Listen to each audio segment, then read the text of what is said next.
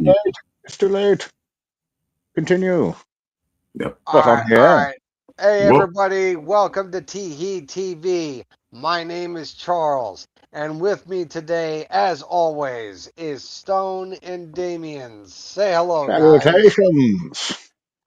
Stone Cold Killer at your service. Yeah, and today we are going to be discussing episodes 1 and 2 of Monarch Legacy of Monsters, along with possibly other topics. Yeah, let's So, let's do the other topics first because I'm going to be a low contributor to the Monarch shit because as I what the don't have. hell? You didn't watch it? Is it on Apple TV or Amazon? It's on Apple. Apple TV. Yeah, that's even though I have a MacBook, I don't have Apple TV. I thought you did. Yeah, I thought you did too. That's why. Didn't you It's a watch the company. first season? Yeah, I No, could did have that. sworn you did That watch would the have first been. season. We would have done that 2 years but ago. I That did sounds about see right. but I did see the trailer of the potential new threat and everything like that. But it's weird because people compete. People compete, by the way, because did I saw a trailer for a Kraken movie. Have you seen that? Oh, the Norwegian one. I think. That looked cool. I have not. What are you talking about? Yeah, it's a Norwegian Kraken movie. Really? It looked. Yeah, I saw the trailer probably a couple months ago. It definitely looks interesting. So they're going to compete with Monarch and release the Kraken. I don't Kinda- think they're competing with the MonsterVerse movies. But they compete. They definitely compete with that new threat monster. I'm because that thing's got a lot. That thing's got a lot of. That thing's got a lot of tentacles. I mean, I'm not sure what we're calling them yet. You know. Well, it's more.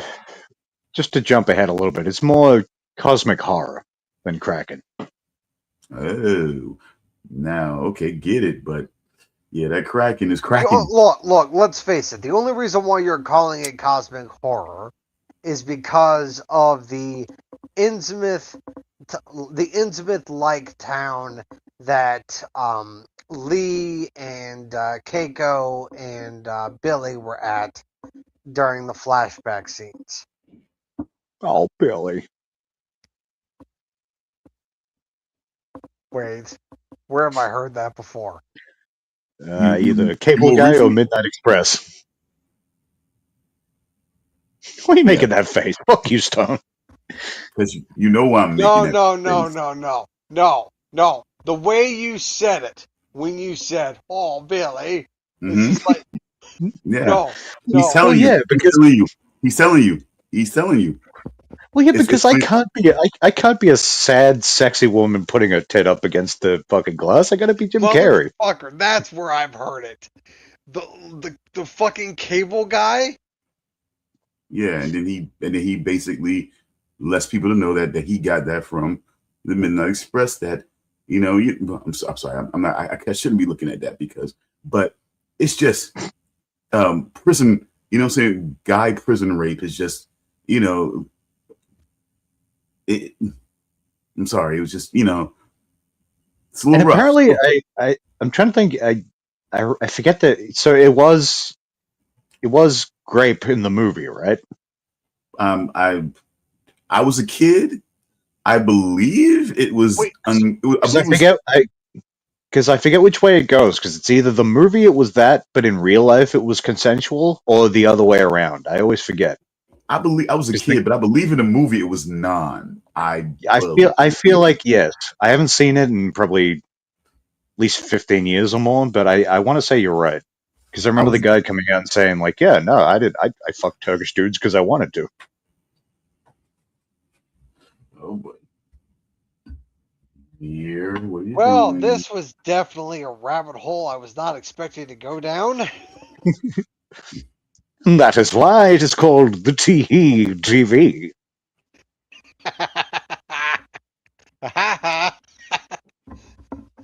Oh man. What's up, little guy? Here. Okay. If I give you this It's tea, no, it's not. my If tea I give now. you this, yeah, he's a gremlin. If I give you this tea, go back and play, okay? Okay. Say thank you. Thank you. At least he's a pleasant thief. Wait. I'm not. I mean, hold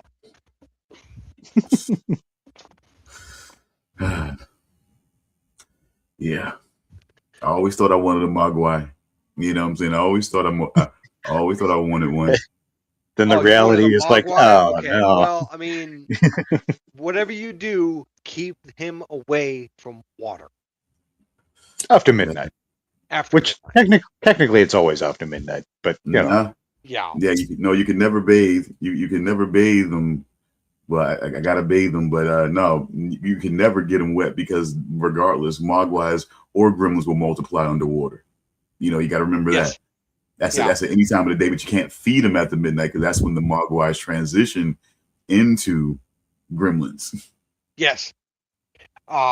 Look, it's been a while since I've seen Gremlins or Gremlins 2. And apparently actually- they're doing a Gremlins 3. Really? Yeah. Like so an actual sequel, not a reboot? Apparently, yeah. Okay. I don't. Nah, I wouldn't. You know what I'm saying? I mean, like what if they actually? No, see, no, I wouldn't do. No, I really wouldn't do. Because the only sequel you could do, I mean, but Because they already went full camp in number 2. Yeah, they did. what if they go? What if So what if what if going camp really goes like a corporation, like really taking the Mogwai, right? Getting them wet, getting them super wet, and like mass producing them to you know what I'm saying to almost Like what, to almost an extinction level event situation.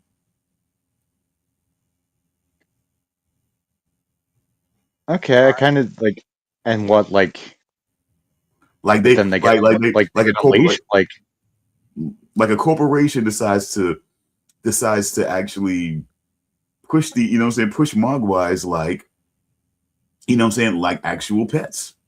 They get them wet, they mass produce them. Maybe the kid, maybe a an Asian relative, grandkid, great grandkid, they still have a Mogwai, and they're willing to play ball.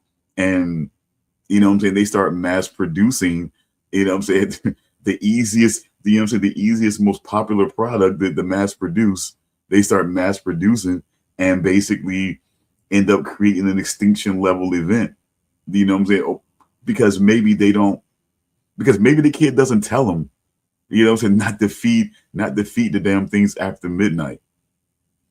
so eventually like a global pandemic, I guess they just sort of take over the earth. As they transition, and then some people will still end up getting. Now maybe they tell them don't get them wet, and they still end up getting them wet, and they find out the secret and end up creating more Mogwais for themselves, trying to sell them on eBay, offer up, just getting these spread all over the goddamn place. Oh, that is so fucking stupid. All right. I mean, have Really? you seen Gremlins 2? No. Pretty I fucking wasn't stupid. talking. I wasn't talking about that. I was looking at something on IMDb.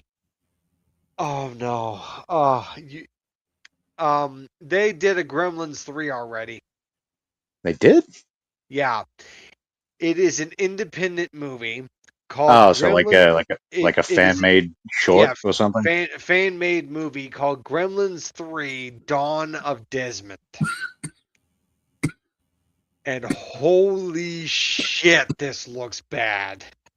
I'm sure it is. Like, Oh no. Wait. Oh, okay, all right. this isn't it. But there is actually going to be an official Gremlins 3 that is coming out next year. It's coming out in 2027. It's being directed by Chris Columbus, the same guy that did the first two Home Alone movies. He did the first two Harry Potter movies. And yeah, but this other Gremlins 3 is oh man. What the fuck? It's bad. It's really I don't doubt it. As soon as we yeah. confirmed it was fan made, I'm just like, yeah, it's either going to be amazing or just shit, All complete right, shit. I'm posting the IMDb link in the chat, and you can see for yourself. Because some fan made stuff is incredible. I've seen some amazing things, like just indie fan stuff. But then there's nothing will ever be Kung Fury. Hey, Kung Fury is a classic. But like I said, nothing will ever be that. I don't think. Hey, I'm pissed that we're not going to get a Kung Fury 2. Well, isn't it Kung Fury 2 that's in like purgatory? Like it's been made, but it's just being like kept. That's why we're not going to get it. I mean, Maybe someday, but it's in development limbo. It's just not it's not coming out anytime soon. I can't even remember why. Like, because I think it's completely done, right? It's just they're not releasing it for some dumb shit reason. So, but the cards aren't coming into place, and there's just something that's holding them back from releasing it. Which I've still got to watch the first one. Actually, I watched Wait, you haven't seen the first one? No, because I remember we talked about it a while back, and I put it on my watch later list. But that just grows and grows. Yeah, I watched it a little bit, and then it grows again. Yeah, I watched it back when it first released, and man, you need to bask in the glory that is Hacker Man. Gene Hackerman? No, there's an actual character in the movie who goes by the name Hacker Man, and he apparently hacks the timeline with a Nintendo Power Glove. That's right, yeah. Look, I'm gonna put that at the top of my fucking to watch list. Because it's only like, what, 40 minutes or something like that? 45? I don't think it was too long. And so while we're doing the somewhat warm-up and shenanigans and things like that, we were talking about like either mild or more obvious typecasting. We were off, offline talking about Bruce Willis and how he seems to play the the sneaky schlubby guy that when you really look into his back history, that he really was a super awesome guy. And I think in a way, because he was sort of having to play off Haley Joel Osment in The Sixth Sense, I think they kind of did a light situation where, technically he wasn't a, he wasn't doing treatment anymore. He sort of became despondent and everything like that. There had been, he was more concerned with the tension between him and the distance between himself and his wife and everything like that, but somehow became compelled to help this kid who was seeing, who was seeing visions and entities and things like that, and felt compelled to help him because, somehow, I forget the details of what brought him to that and what he felt like the benefit would be, but it was still more of that lightweight, he used to be, and then things happened and it kind of pulled him away from that, but then something kind of made him, care again, the kid, and actually wanting to help somebody again, and so it's always going to be that, like, even look at what we were talking about Modern Family. Like, look at Cam from, from Modern Family. And when he actually played in, the Dexter branch out, it's still like, if you think about Cam for a second, it's like let me ask you a question. So Hold before up. you said he was the only remainder at the end of that season, right? Like the one that got away. I think it was just him. I yeah, yeah.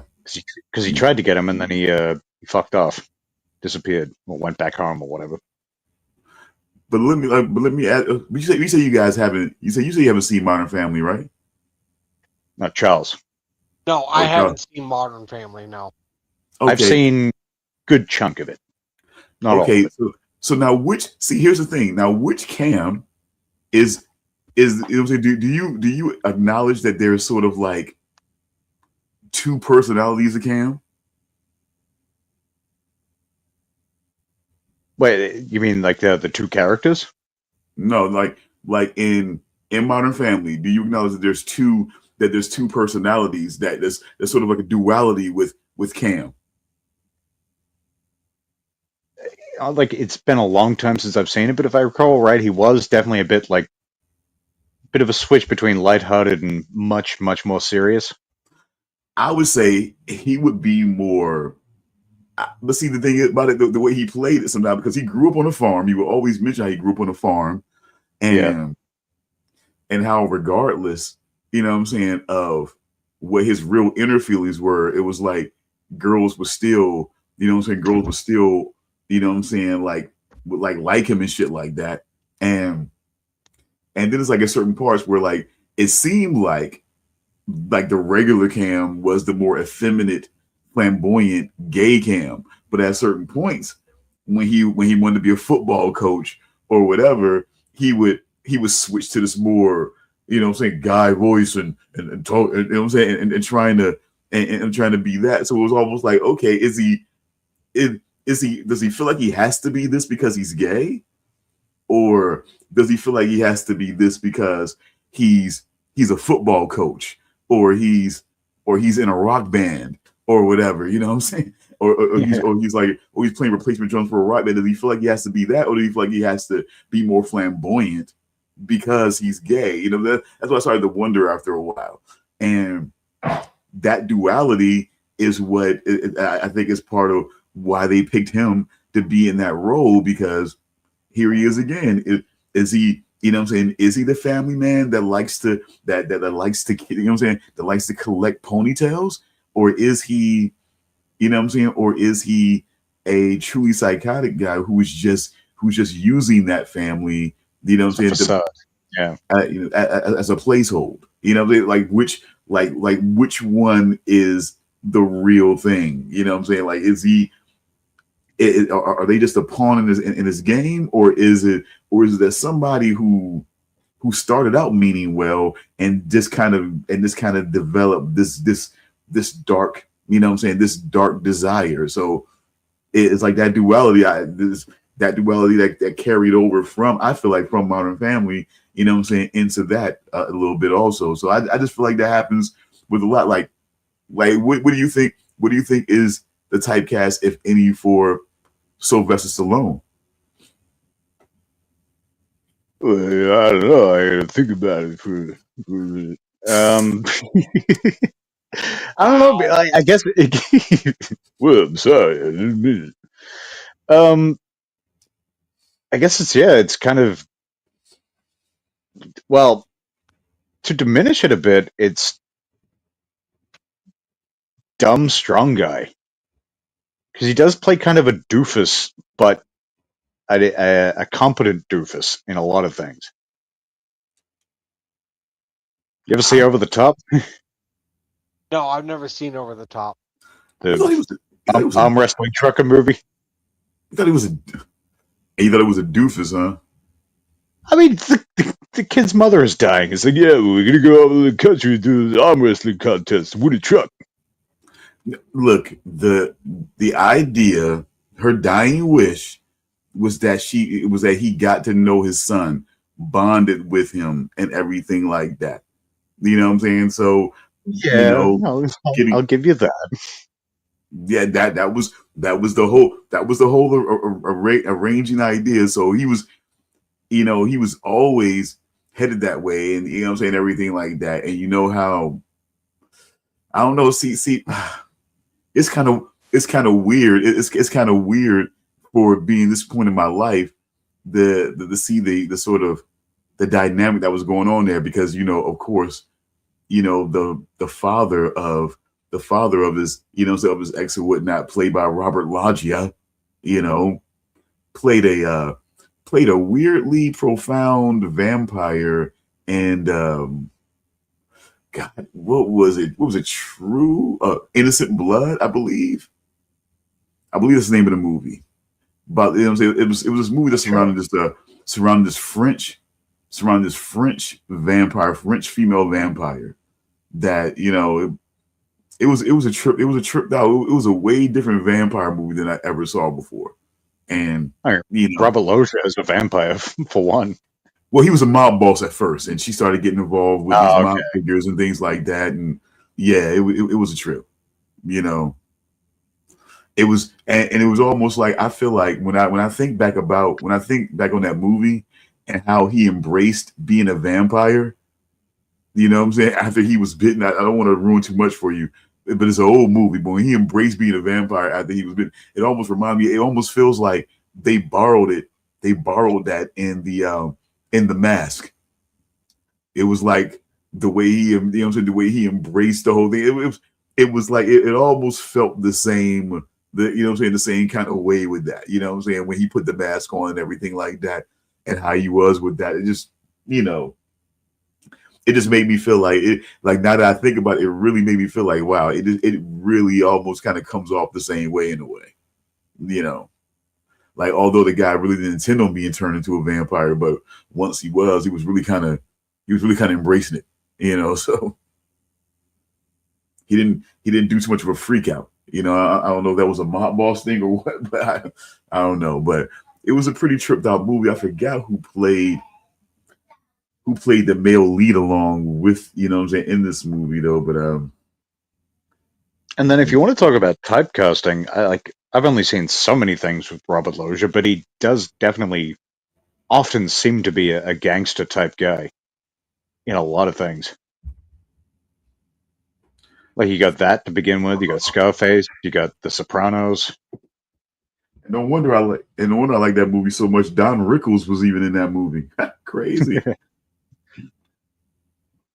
Big boy. I want to hit Bowser and Bowser Jr. Okay, give me a minute now. Okay, go play. Okay.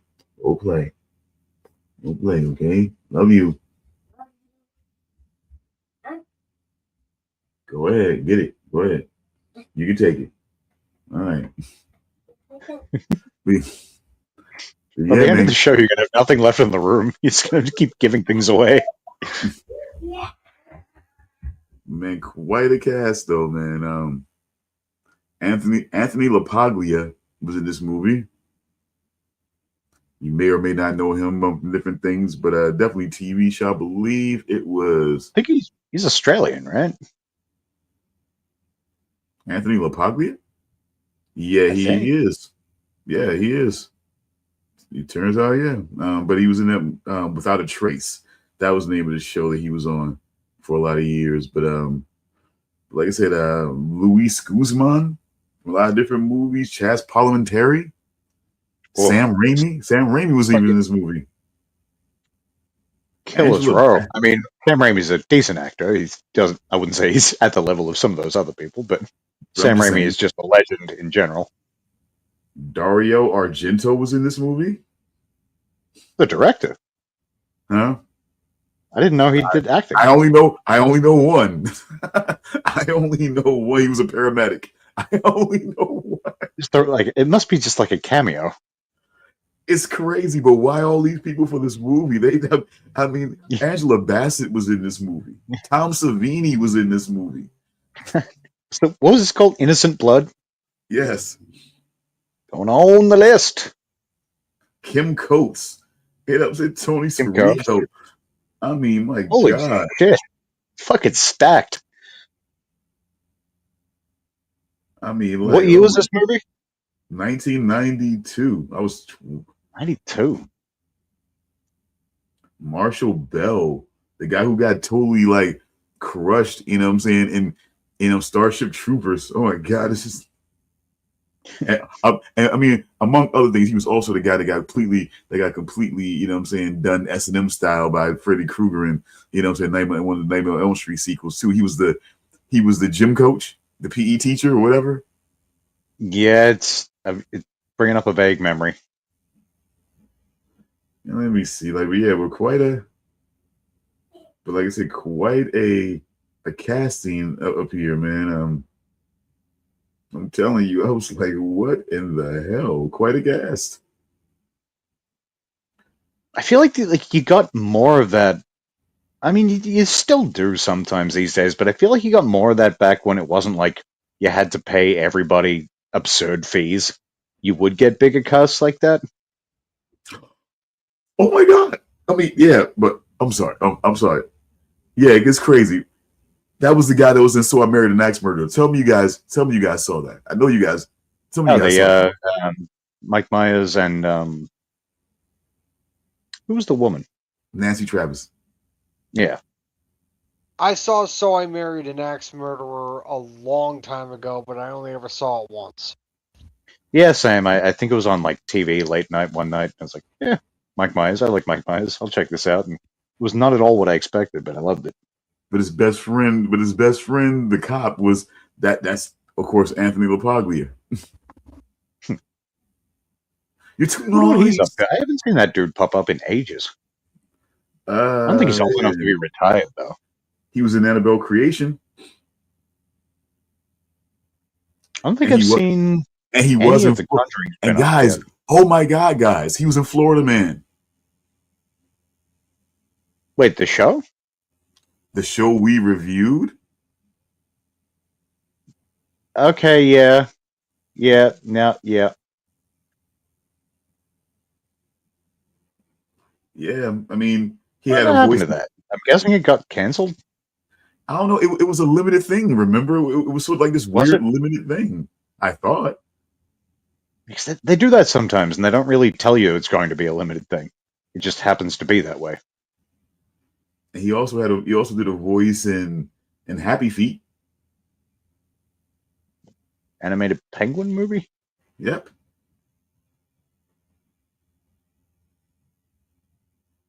Yeah, he's been in and out doing things for, all through the 2000s for the most part, man. I'm telling you.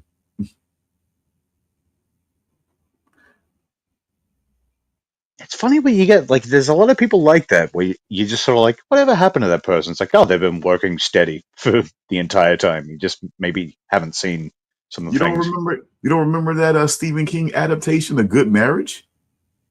Never saw that one. But you never heard about it? No. Well, yeah, he was in that too. And, of course, Without a Trace, all from 2002 to 2009. He was in something called Bad Blood. Bad Blood kind of sounds familiar. Also had Kim Coates in that.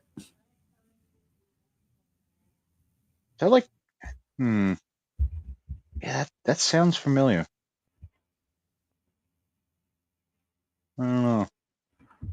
So yeah, but yeah, like I said, again, quite a movie. I highly recommend that. Is like I said, it does, like I said, it does have some funny moments to it. You know what I'm saying? But like I said, but it's also gory as fuck. It also can be gory as fuck when when it needs to be. So and just based on the cast, there's pretty much no way it could be just straight up terrible. Nah, I definitely, me personally, I definitely wouldn't say that. But like I said, it's just, but it's making fun. It's making fun. It's not taking the whole situation too seriously. I mean, it's vampires.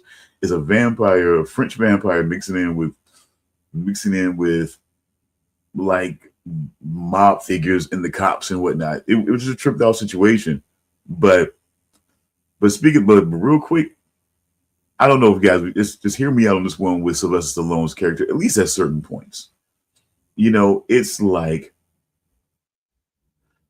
how can I put it? Like the best way I could put it is like when the movie Tango and Cash came out. Yeah. It was like people were completely shocked by what they saw with Sylvester Stallone. And which ties into the main topic because Kurt Russell was co-lead. Oh, it's right, Monarch, of course. Well, see, that happens naturally. I didn't mean to do that, but my ear. Again, I call this not good. Okay, You ever look. see Tango and Cash, Charles? No, I didn't. It's a fun, I wouldn't say bad movie. It's not a great movie, but it is a fun movie. You know? I'm looking up a trailer for it right now. Like, yeah, I would never say it's a bad movie. It's not a great movie, but it is a fun movie. Like, I've seen it a couple times, and it's not something I regret watching by any means. It's like, you know, it's one of those, one of the many buddy comedies.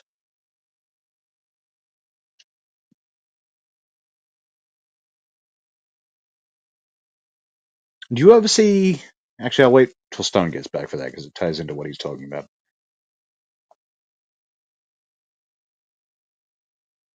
But now you have me waiting with bated breath.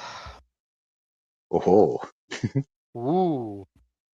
I pretty much guarantee your answer is no. I haven't seen it, but maybe we shall see. Oh man, now you have me waiting in suspense, and I hate that. All right, Stone is back. Charles, have you seen Copland? I'm not sure. 1994 or 5? Another movie with an amazing cast. You got Stallone, I think it was De Niro, Michael Rappaport, bunch of Sopranos people, almost specifically in this one like scene where they go to the cop bar. But that's Stallone very much playing against type. He's almost like, well, at least viewed through the lens of other people, he's kind of just this loser, like sheriff or deputy sheriff or whatever he is. He's very much like he's the good guy in the movie. He's like sort of a kind human being. He's maybe a little bit slow, but it's something you wouldn't expect out of him. But perhaps, in my opinion, his best performance he's ever given. It's a really good movie. Stone, have you seen it?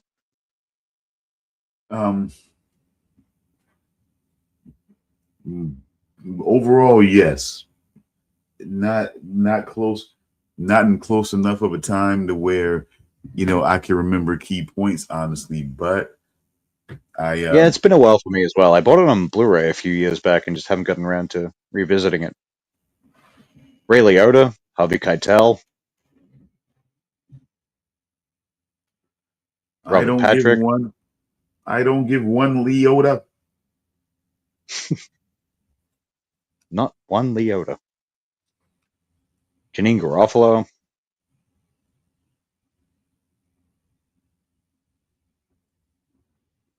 But like I said, I think I would put Sylvester Stallone as more like a like with Cobra and all that. He was always sort of like on the fringes, you know what I'm saying, kind of guy. Tony Sirico was in this one as well. Sorry. Well, yeah, man. You know, look, I think guys have. I think people have got connections. I think that's kind of like the way. You know what I'm saying? It's like you trust people to do solid work for certain things that you do, so you kind of keep those people in your close circle, so that when you do projects and you have leverage, you can get those people on those projects. Sort of the way they say that Leonardo DiCaprio got, you know what I'm saying, got the card shark, Tobey Maguire, you know, into The Great Gatsby. Yeah. Did you hear? Okay, so I just watched the trailer for Copland. I have not seen it. Okay. I highly recommend it. That's one I really want to revisit, actually. Okay, I'll try to see where I can watch it, and we could possibly discuss it in a later show. I'd be good with that. I feel like there's probably a lot to talk about with that movie. It seemed interesting. So, from what I got from the trailer, it looks like Sylvester Stallone's character is a sheriff that goes up against a bunch of corrupt cops. Essentially, yeah. Okay.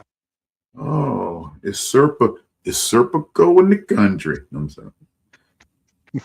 All right, that does seem like an Now, is Harvey Keitel's character like an ally of Sylvester Stallone's character? Oh, I want to say no. He's a man of God. I feel like Stallone's pretty much going up against everybody in that movie. Not All right. quite, but more or less.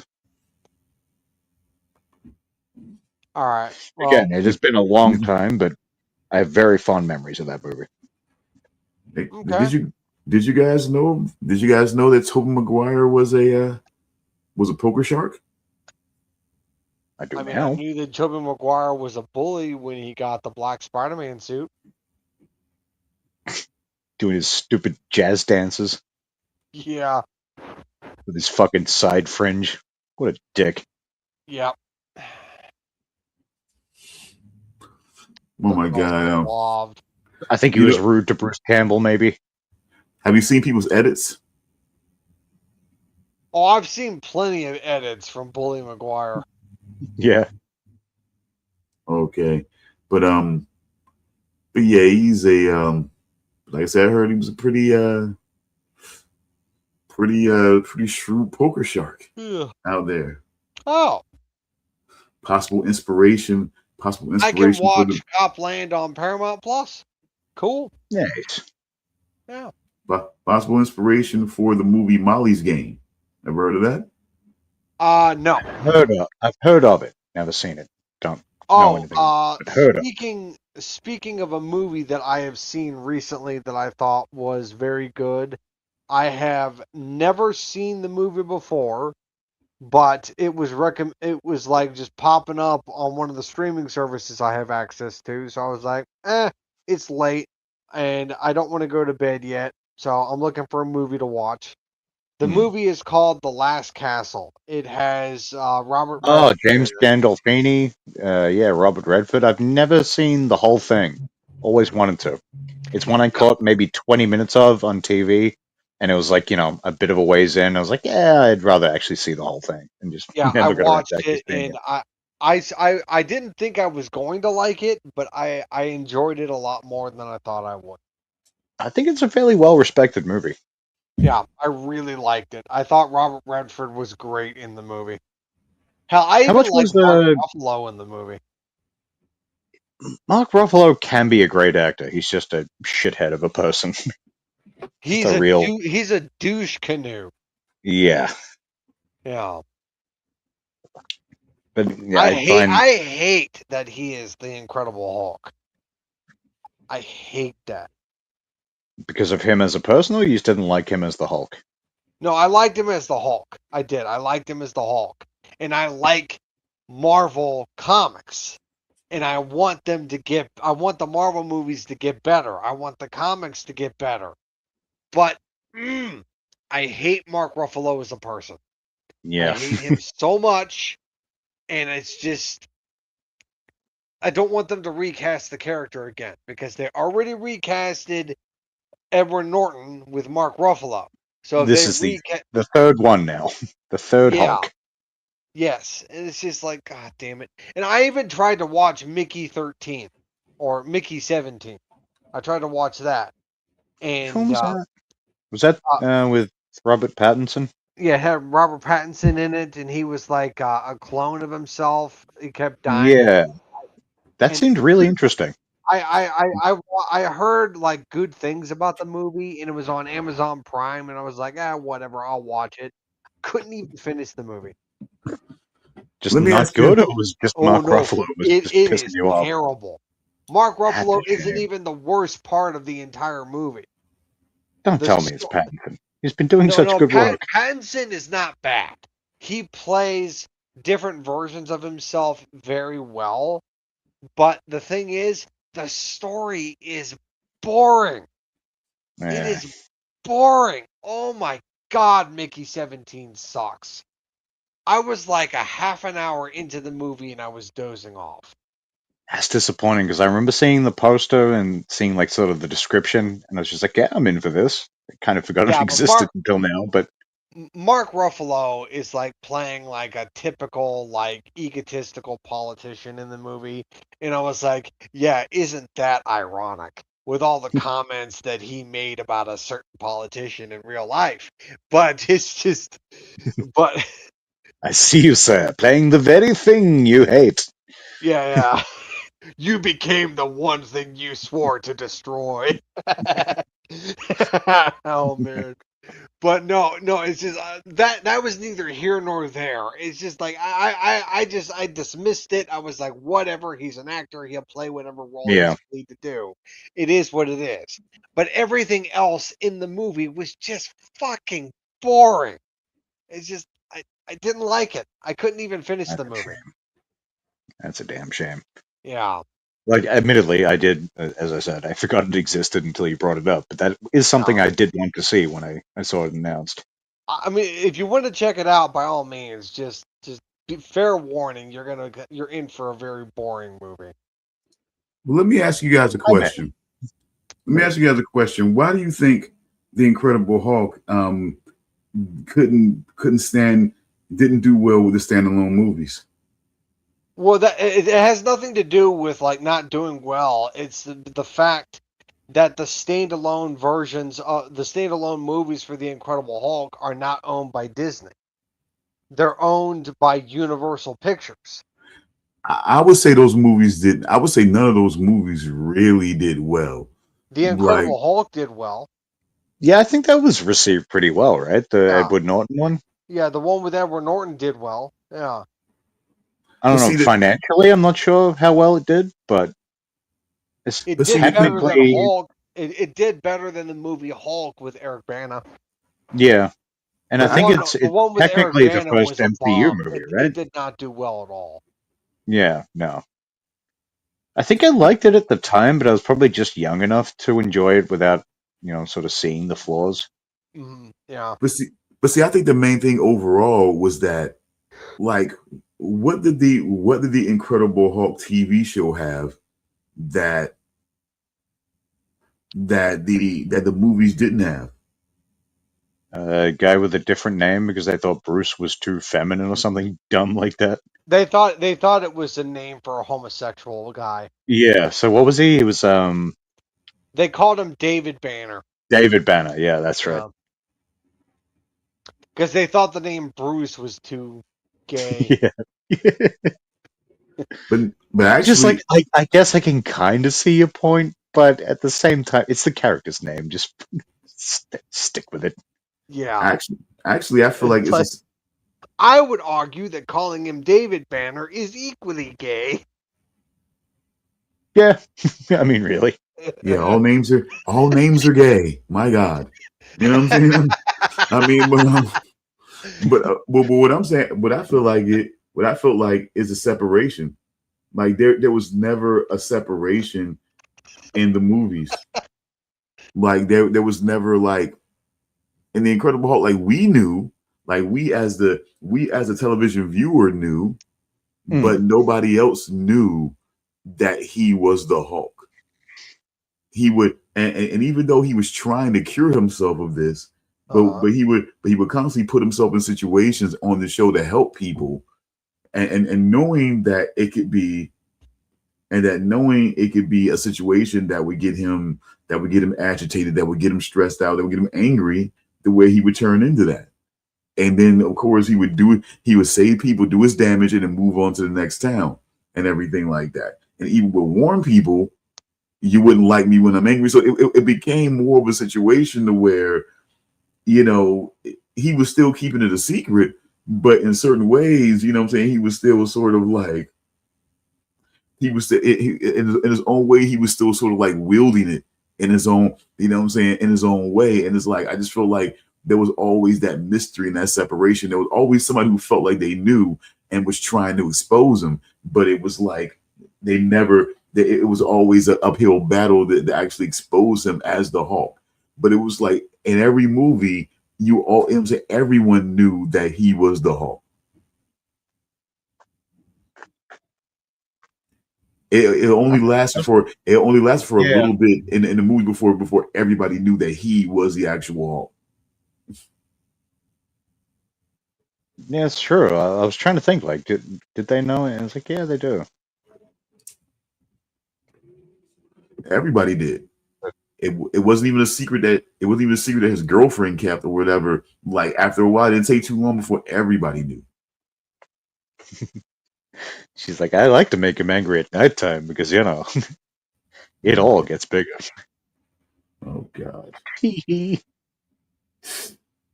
But yeah, that's what I think. I think that whole ord. I think like they really just kind of glazed over the origin story. You know what I'm saying? See, the show allowed you every single time the show came on, they gave you the backstory during the opening theme. Yeah, So because that you credit sequence was like, I think it was like, I feel like it was 2 minutes long. I've only ever seen a few episodes, but I remember the title sequence feeling long because it was basically a recap of the well, origin story. so you like I said, so if you didn't know, you constantly got reminded of where of how he Hmm. got here and what his struggle is. And you know what I'm saying? They definitely did a great job in the opening theme they did to show you that duality that was him and the Hulk. And it was like, and I think it was, and it kept creating a separation. We know it's like, yeah, you know who he is, but other people don't know. You know, that he's able to move along, move to the next city, move to the next town, and there may not be people who know him in that town and know. Well, and it may start to wonder, but no one can really put it together, you know. And it's just like, and that was always the fun with the Incredible Hulk. He was able to be his own entity in a way, and not completely like it became more after a while under this whole MCU thing. It became more of a Dr. Jekyll, Mr. Hyde type situation. It always was, but it became more like that. Especially, it became more League of Extraordinary Gentlemen, Dr. Jekyll and Mr. Hyde. It's very just straightforward, sort of lacking really any depth for the most part. They either you know what I'm saying, it really, they didn't do too much in the way of conflict, in the way of, did you, like, even with Mark Ruffalo, did you ever really get a sense that he was really trying to cure himself of this? I mean, did you ever really believe that? Well, when Mm. Mark Ruffalo took over as the Incredible Hulk, it had seemed like he had accepted his situation and he chose to learn to live with it. Because Yeah. is he meant to be the same Hulk as the Edward Norton one? Yes. I thought so, because they've sort of tied that in recent times. So I was like, Well, the thing is that they had already established that the events of the Incredible Hulk are in the MCU, like the MCU, because there's a post-credit scene in the Incredible Hulk that has Robert Downey Jr. as Tony Stark. okay, I Yeah, don't remember that, but it's yeah, possible I it's completely a missed it post-credit scene, but because it wasn't really a thing back then. yeah, but Not then something you looked out for. also William Hurt, who was in the Incredible Hulk as Thaddeus Ross, as General Ross. He does return in future Marvel movies as Secretary Ross, and And he then, may, yeah, sorry, you finished. yeah, but no, he does return to play that character in future Marvel movies. So he is that bridge. And didn't Tim Roth come back recently for something? She-Hulk. Was She-Hulk okay? As Yeah, he fuck, returns in She-Hulk. what was his villain's name? Um, Abomination. Abomination. Yeah, I was thinking Aberration, but yeah, You were thinking Booty Nation. Yeah, but the thing that pissed me a little off bit. about Tim Roth's return is that they turn him into a self-help guru.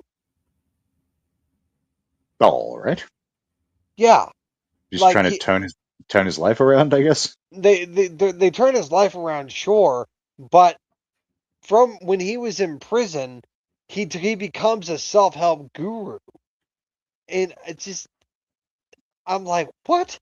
I mean, Have you watched? Sorry. everything they fucking did in She-Hulk was dumb. Have you Like, watched Wonder Man yet? No, not yet. Because Ben Kingsley comes back as the actor who played the Mandarin in that. Yeah. Like his name is Trevor Slattery. Which I haven't seen it yet either. I just saw I'm I saw that posted somewhere. surprised that Ben Kingsley is willing to come back to play that character because he is basically the butt end of a joke every time they bring him back. Well, Yeah, I mean, but look, one of my favorite roles he's ever done was essentially a comedic psychopath in the movie Sexy Beast. He was a Oh, fucking nut job, and it was so funny. I don't know. It's just like I didn't even like he was even in the Shang-Chi movie. He was in that. That's right, he was, wasn't he? Yeah. Which I didn't hate that movie. No, I I think didn't hate it either. I thought it was pretty good. maybe, yeah, maybe a bit too long, but I can say that about a lot of Marvel movies. Like you could Yeah. probably cut 10, 20 minutes and it wouldn't really hurt anything. yeah, but Maybe even half an hour to 40 minutes in some cases, but But have you watched Wonder Man? no, not yet. Okay. No, I got it sitting there. I just haven't started it yet because I'm still there's still a few other things I haven't actually checked out yet. And even though I've heard mixed things about some stuff, I figure I might as well go in order and actually check them out properly. I think I still got what do I got? Secret Wars. I would not recommend checking that out. No, that's just really just no good. They kind of shit on Nick Fury's memory in that show. Well, that fucking sucks. Yeah. They turned him Uh, into a pansy. yeah.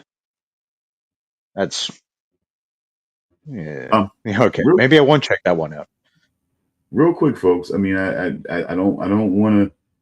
I was trying not to be a wet blanket, but I just want to at least throw it out there in case we have anything to say about it. Do we have anything to say about what the U.S. is doing these days?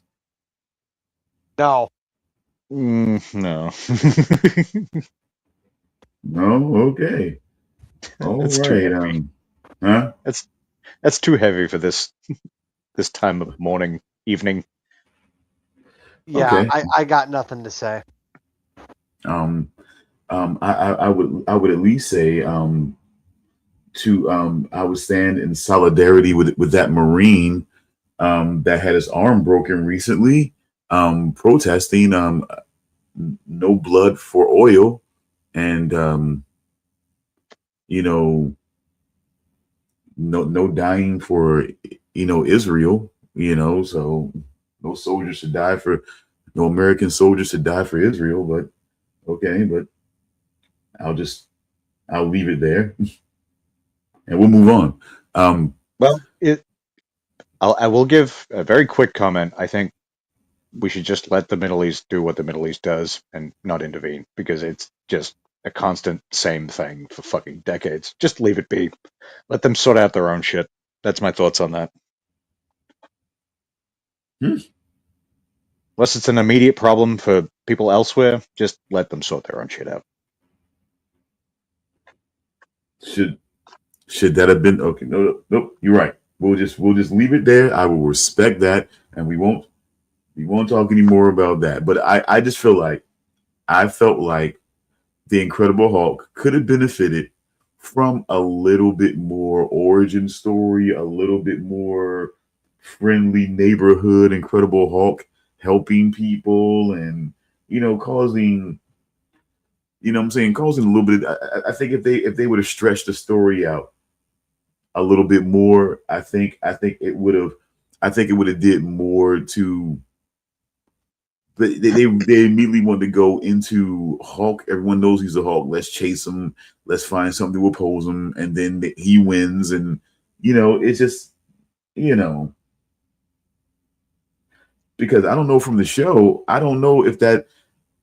See, and the show, the one guy he had the most trouble that I ever seen was was a Gray Hulk. Who's the Gray Hulk? The Gray Hulk. That's the original appearance of the Incredible Hulk. But He on the he was show, gray already. on the show, Yes. Yeah. on the show. No. I'm talking about the comics. The original appearance of the Incredible Hulk is that he used to be gray. They But on the, changed his color to green at a later date, but he Good was choice. originally gray. Definitely a good choice. but on the Bill Bixby led TV show, he went up against a Gray Hulk that really gave him a run for his money. I don't know anything about that. It was weird to see. I was telling you, as a kid, that was he also played by Lou Ferrigno, just different color? no, because they really didn't have that kind of. They really weren't working with that. They were doing they were doing how can I put it, $6 Million Man-esque sort of effects on his feats of strength. Yeah, pretty much. It was kind of like that. So it really wasn't like it really wasn't like this. So I don't know how they can make it that it was a lot of like actual physicality between the two guys. So I didn't feel like it was him playing the same guy and they were making it like they were in conflict. It was a lot of physicality. Pretty much the best, even until recent-ish times, the best you're going to get if an actor is playing two characters is they're standing on opposite sides of a frame with an obvious, sort of middle part where they've blended the two frames. Let me see. And that's something that pretty much remains to this day, really. Do I have control? Can I share stuff? Maybe. Because I want to see if I can find, actually the video of, maybe the scene of actually the Gray Hulk, the Gray Hulk and the Incredible Hulk fighting on the actual show.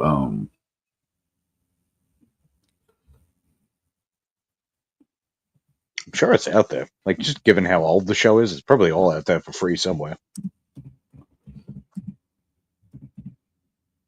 Amazing what you can find if you look in the right places. Like an archive.org. I found some things that I never would have expected to find there.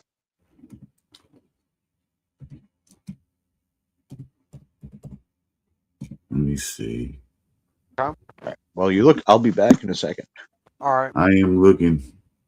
I'm going to try. I don't.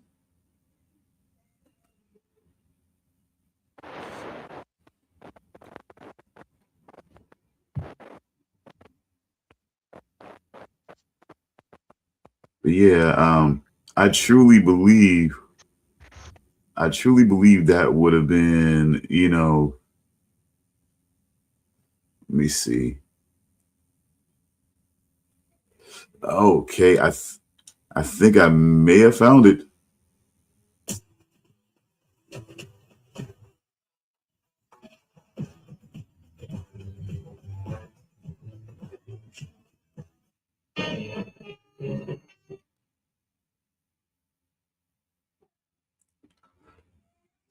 David, So what are you looking for again?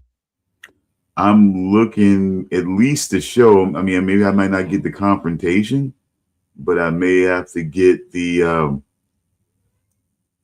But I may have to just show at least what this looked like at one point. But let me see.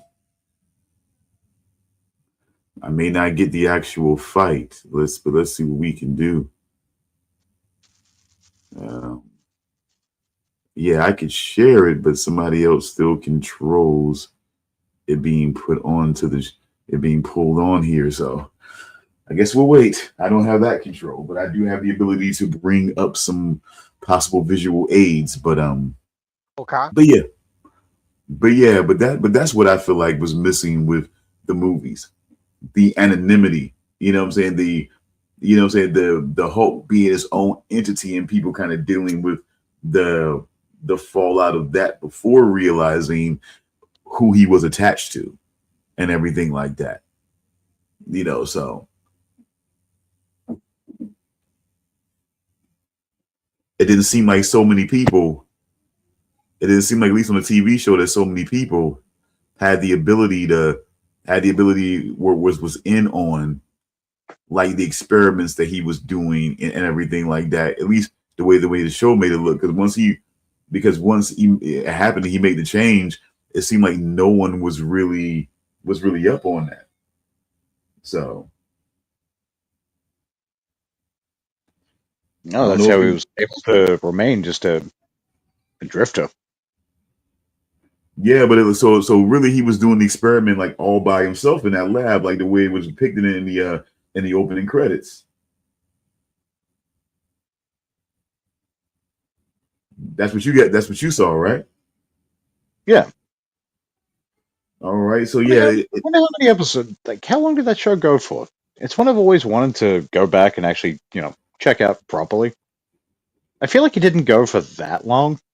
Really? It's No. more like They had a trial. They had he went on trial, and guess who was his defense attorney on the show?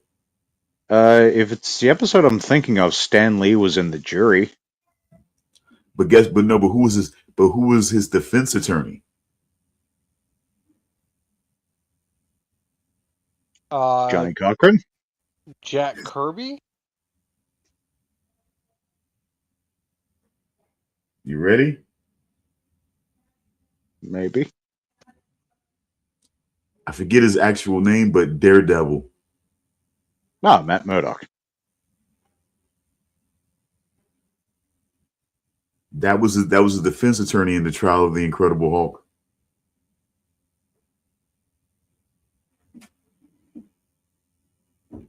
Wait a minute. When was I smoking a blunt? I wish I had a blunt. It's just a regular old cigarette. The Marlboro Reds.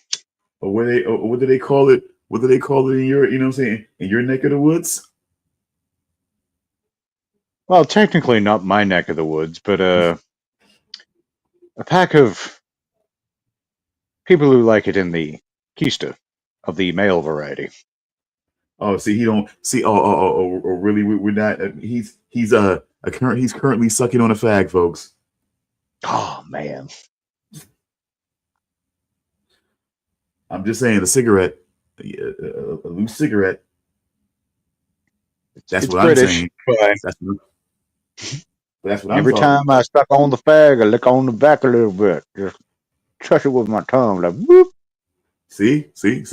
But look, See, I'm talking about a cigarette. See, but I don't know that sounds kind of different. I don't know. No, clearly I am too. A cigarette has a tip and a taint, or a back end.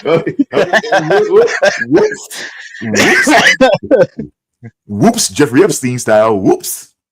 Hey, no diddy. But God, have you? Oh God, I don't even. But have you guys been hearing that? Have you guys been hearing about the whoops statement in the emails? Oh my God. No, I haven't. And I, given the context, I'm not sure if I want to. Let's just say weird shit gets said, and and somehow he thinks is well placed to put in whoops.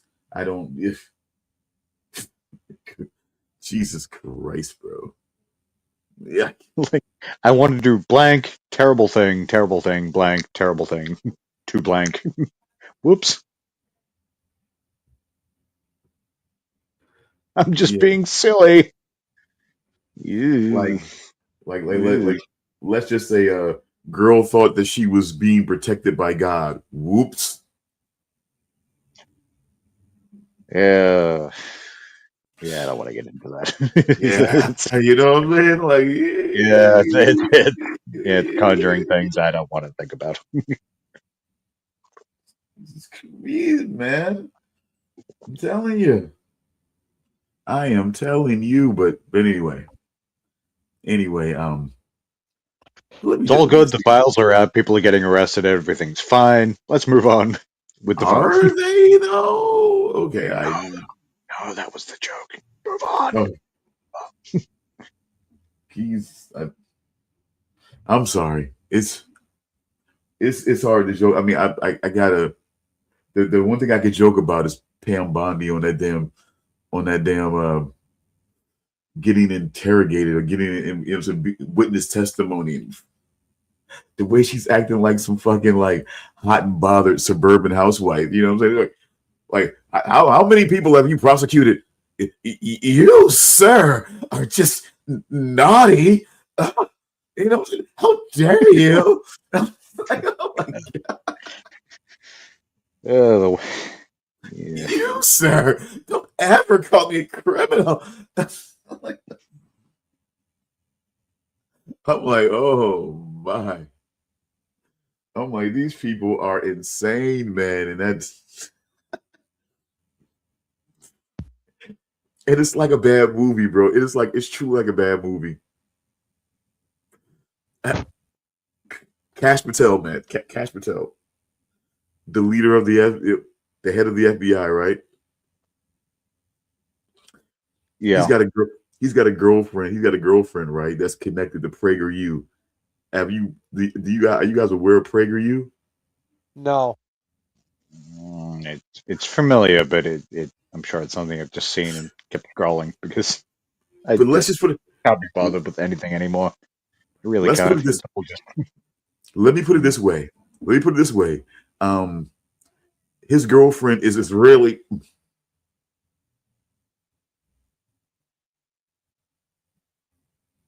Did you hear me say that? Mustachio woman?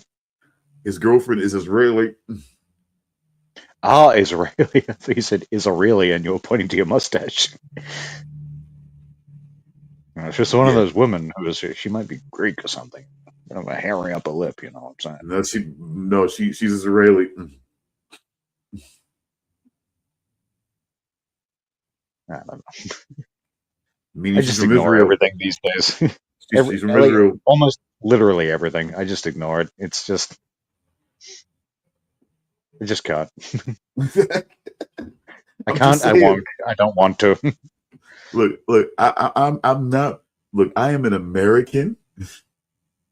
I am absolutely an American. You know, I don't want to speak ill of my country. You know what I'm saying? You know, especially to my international co-host. But you know, I can't. You know, it's just again without getting too heavy. I'm just being funny about it. But I mean, it's like a bad movie though. It's really like a bad movie. It's like they've been drinking Brondo. I mean, it's not the same. You look at politics here; it's also a bad movie. It's just a different. It's a different type of bad movie. MAGA is Brondo.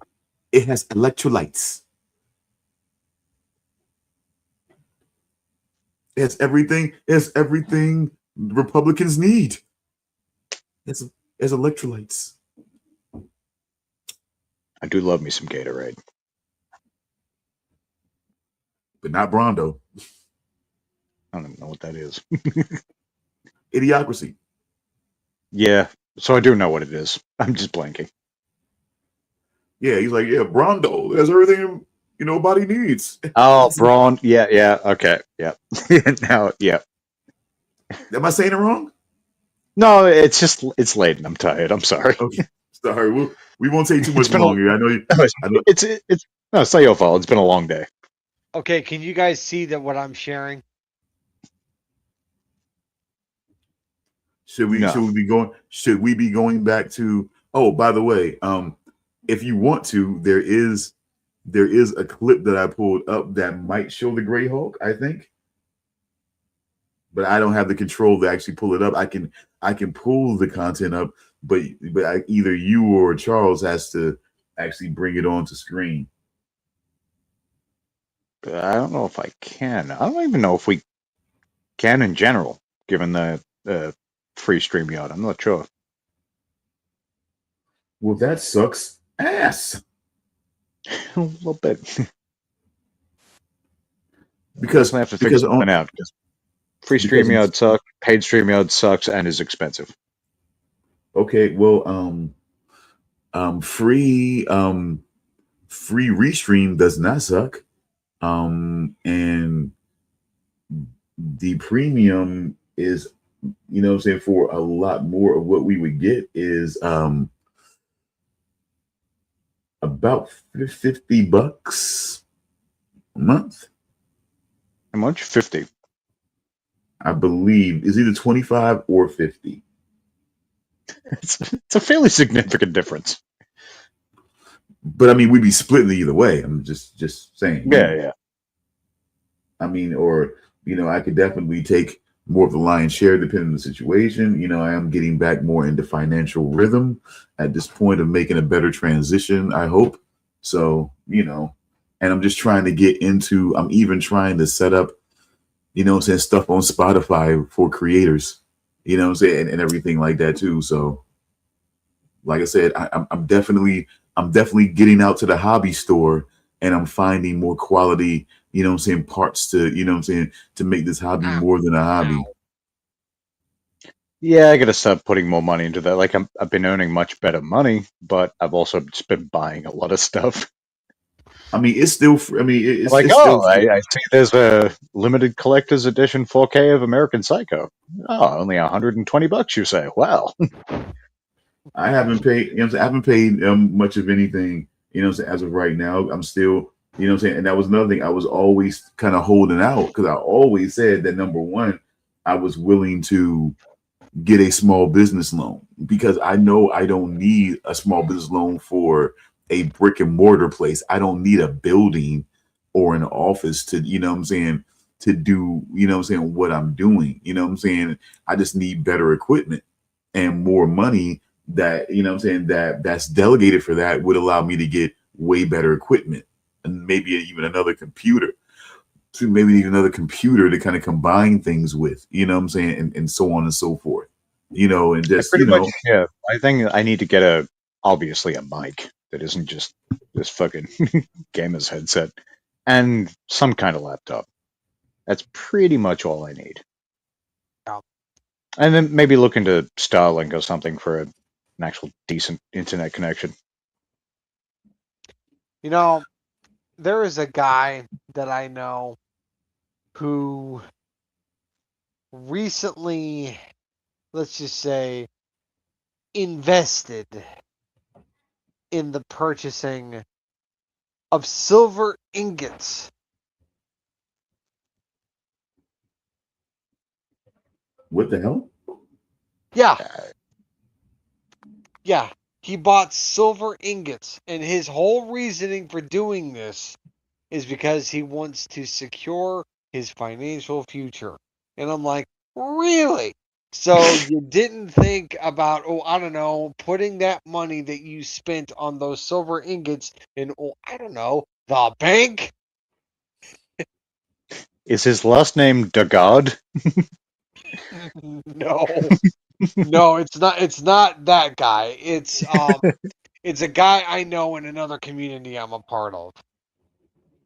It's just like I didn't even know silver ingots was still a thing.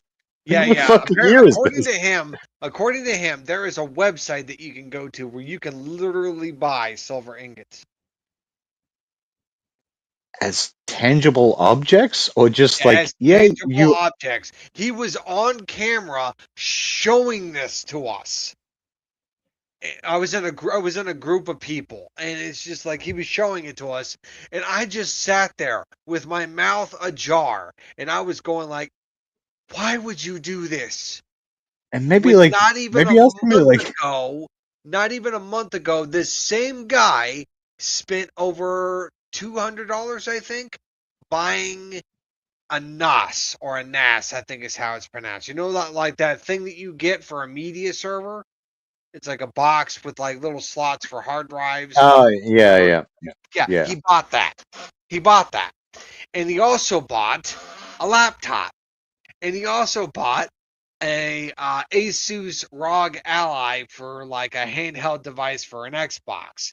And I'm like, dude, for the love of God, stop spending money. Like well, I won't say I waste money. I do waste money, but Yeah. this guy is on another level. Oh yeah. This guy's a fucking moron. Oh, look, he's a good guy. He's a good guy. I enjoy his company. I like hanging out with him. He's a fun guy to hang out with. He's a little weird, but he's fun. And it's just like, So he's me basically, but with more money and wasted on different things. oh my god, it's just like, oh man, it's just like sometimes I just want to walk up to him and just like do that Jackie Chan meme where he's like putting his hands next to his head and has the confused look on his face. You know the meme, right? Yes, I do. Yeah. It's just like I want to make that whole like body expression there whenever I look at him, go like, what the fuck are you doing? It's just like, oh my god. I also want to know. I really want to know about this silver. Like, if you scratch it with your finger, is it just going to be flakes of paint on a brick or something? Oh, like fool's gold, only fool's silver, right? Yeah, it's just like, Yeah. oh, if you look a little bit closer under the surface, it's not actually silver. It's you've been Also, duped. I didn't even bother asking him how much it costs because I'm fairly certain that like silver costs a lot of money to buy. Probably. Yeah. It's such a weird, like, out of left field thing. It's like, yeah, I bought some silver ingots. Like, the fuck? It's like I mean, I You don't did know. what?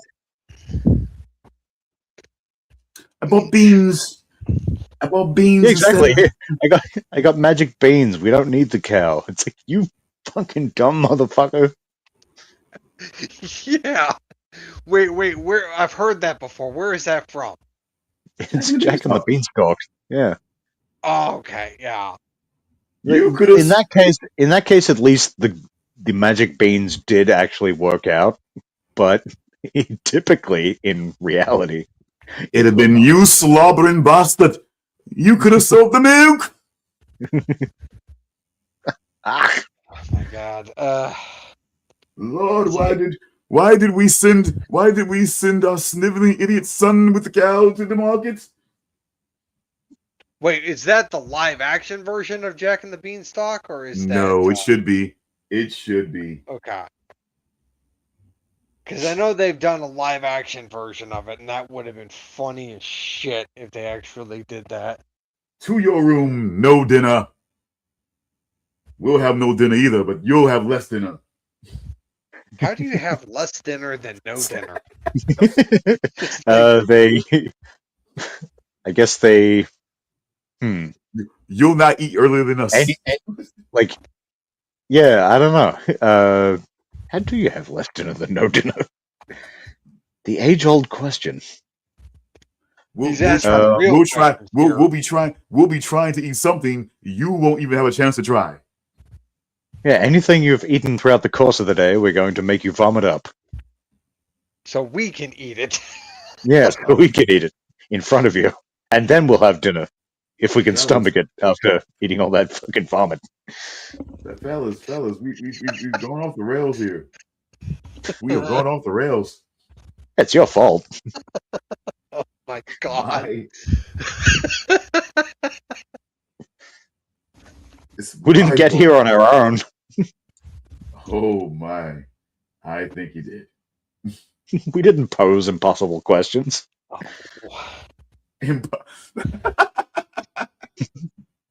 Impossible questions. Is that me? Do I do the impossible question? Yeah, sometimes. Look, now, I'm not going to say no. Sometimes my humor can be a little wacky. I can, I won't,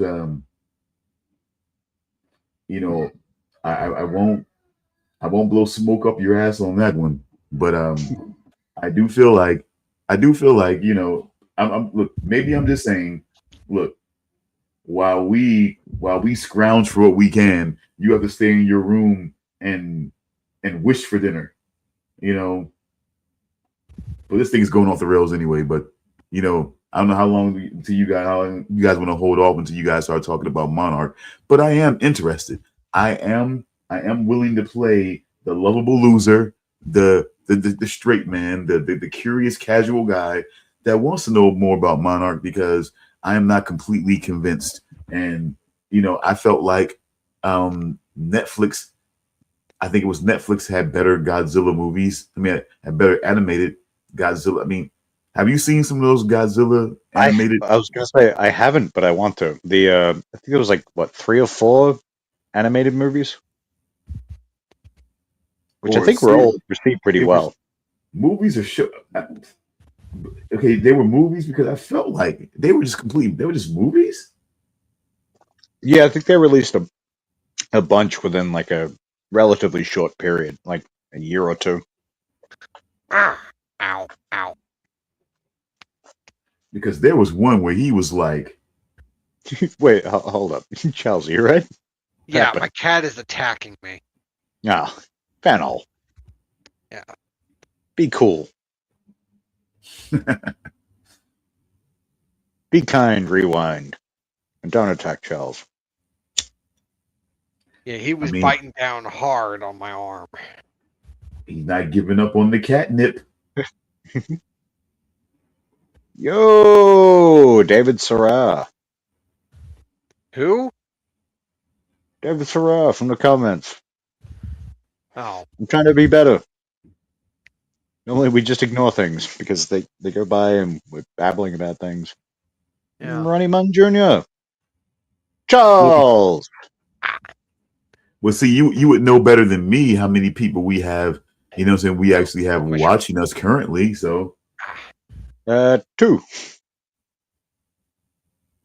see, I wouldn't know. So unless you have the power to pull in. You can't see that stuff? I mean, I can see it. You know how many Top left. people? Top left, next to the timer of how long we've been live. Okay, let's see. I am not seeing it. I am not seeing it. How high are you, sir? None of your damn business. And I thank you to stay out of my personal affairs. I apologize and immediately retract my previous statement. Question. Statement. Question. You are very high. That's a statement. I retract that as well. Like I said, that's none of your damn business. But I don't. I see the time. I see that we've almost been, at this for an hour and a half. But I don't see how many people are watching us. I swear. Yeah, I can't see how many people are watching us either. Well, I don't know how accurate it is because it quite often says 0 when there's people commenting. So it's like, I don't know. But let me see. Let's just assume it's 500 at any given time. And never say we have you're 500 fucking viewers. fag. Okay. Mm-hmm. Okay, let me ask. We've upgraded to G-list celebrities. Have we? I guess. Are we G4 celebrities already? I didn't think it would happen this soon. I didn't Did think you it would say happen. G-Force celebrities? Yes. I told you I want to be G-Force celebrities. So what is the difference between G-Force and G-List? The awesomeness of the name. Good point. All right. I am on board. It's still it's still G-List, but it's like, look, I'm like Deadpool, man. Fuck it, man. It's derivative, but we're gonna be G-Force. I don't give a fuck. You know what I'm saying? Shit, even if you say I'm a Z-Force celebrity, it's still that's Look, cool. like I said, it's derivative, but I believe in us. I believe we can be G-Force. I believe in us. G-Force is what I used to get the women, you know what I'm saying? Pow! Okay, was that your car? What the hell are you talking about? No. It was an attempt at humor and it failed. Move on.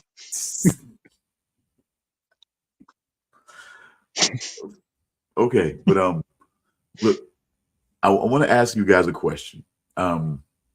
What do you guys think? Now, have you guys heard of? Did we talk about the what happened at the award show. Did we speak about that already? I heard that something happened during the award show, but I wasn't really paying attention, so I don't know what happened. Okay, I'm going to lay it out. Keep my wife's name at your motherfucking mouth, right? Oh no, That that whole was thing? something that happened like a while ago, like years ago. Okay. Jada Pinkett Smith texted, and she says it's time to get back to 2026. Okay. All right. Well, I texted her back and said, "Stop being bolder than me, you dumb bitch." Okay. But what happened was at the BAFTA, or what I'm calling now, the LAFTA Awards. John Davidson, a man with Tourette's syndrome and coprolalia. Wait, what was the second thing? You know what I'm saying? Coprolalia. It is the thing. It is the attachment that makes people say certain things rather than just the tics and loud noises and things like that. Right. Okay. So I know this. Tourette syndrome by itself doesn't actually make you say the obscene words. It's something else that pairs with Tourette syndrome that makes you say the obscene words. Thus the coprolalia. And so what happened was when Michael B. Jordan and Delroy Lindo came on stage to present the first award of the night, John Davidson, by a, you know what I'm saying, very close to a live mic. I don't know why they had mics out there so they could hear more of the crowd and things like that. Because apparently he was very far back. No, he wasn't. Like he wasn't right in the front though. He was there in He was there in promotion in support of his movie and to spread and to spread the word about Tourette syndrome. So he wouldn't have been way in the back, because not way in the back, but he wasn't he wasn't in the front row where you would have clearly heard what he was saying. I'm not sure the positioning, but the mic, they say they had a mic that was pretty close. That's sort of what I was saying. I was trying to sort of bolster that for some reason there was a mic where you could hear things much more clearly. And he said what he said, and there are people who are saying that this is a part of his affliction, and he doesn't mean to say it. There are people who feels like that he has hatred in his heart and he meant to say it. But I've been saying to people there have been that. I've been on YouTube letting people know that this combination of this disease, it hijacks what we all have, which is a secret mental vault of words and phrases that for our own reasons, we classify them as taboo. And some of those words and phrases give us a dark thrill and maybe even an adrenaline rush, and thinking about saying those words. Doesn't mean exactly that whatever those phrases or words that may be inappropriate or hurtful mean that we mean them, but those are words that somehow it gives us a little bit of a rush saying them. And the coprolalia, it hijacks that vault and makes you say those words. And so I was just telling people, he, as well as we all, need to kind of inventory our own vaults as to what words and phrases are there, why we, why we hold those words as taboo instead of just wrong, because there's a difference between understanding a word is wrong or a phrase is wrong to say, is hurtful, and these are the reasons. But taboo, there's a certain rebellion, a certain, a certain edginess to saying it, and a rush that it gives people, and that's what makes it taboo, other than just wrong. And when you make a word taboo instead of just wrong, those are the words and phrases that get hijacked. So what happened is that this guy dropped the N-bomb during the award show, correct? Yeah, and while I'm not with anybody, and while as me being me and looking like me, I am being at one point being known as the great accuser, my first instinct was never to say, oh, this guy's racist. My first instinct was, he's really got to inventory his secret vault, and figure out why why he's holding on to that word as taboo. He can answer that question. That's not a question that anybody else can answer except for John Davidson. Honestly, he would have to answer why, and why that word is held as taboo. Why does it give him a rush or a sense of rebellion to say that word? He's got to be able to answer that and work that out. Well, But I mean, to a point, it's very much a societal thing. Like, do you remember that chick from the it is, but it isn't. do you remember that chick from the Oh, what was it? It was she's like been brought up too. Sweet Anita. the home renovation shows, whatever the fuck those fucking Oh, things. so you talking about Wait, somebody she's else? about Sweet Anita? Where She got caught out there too. where she said "fut." Mm-hmm. Look, I mean, Which I think is a genuine slip up, because "fut knocker" is a thing. I've definitely heard that term before. I have been raised to accept that people with Tourette's and that additional condition cannot be blamed for what they say because they can't control The it. word "involuntary" is in the description of the affliction. I get it. I get it. And that's what Because I let people also, know. like, Because I'm on both sides here. Because I definitely get that. I definitely as someone who's who's had, like I said, like I told you, my stutter, like I told other people actually, when I did a a review on this whole thing, I had a very bad stutter as a kid because my brain like sparks so much information and thought. I could think about so many different things and topics all at once. And it was like when somebody wanted to talk about one of those topics, I would try to get out as much as I wanted to think about as quickly as I could. And my mouth would always struggle to keep up with everything because it was always sparking and thinking about something else. And it's like I had to go into a special class that kind of helped me with all of that to help me with slowing down my brain a little bit, being able to focus on one or two things instead of everything that gets uploaded in there, and then trying to calm my speech down so that I'm not feeling like I need to speak so fast to get everything else so quickly, and everything like that. So I've definitely had some issues, and that's like I said before, and that's when my ear, the little guy got tested for possibly feeling like he may have been on the spectrum, and things like that. I kind of felt like that if it turned out to be that I would have to, I more than likely pass that down.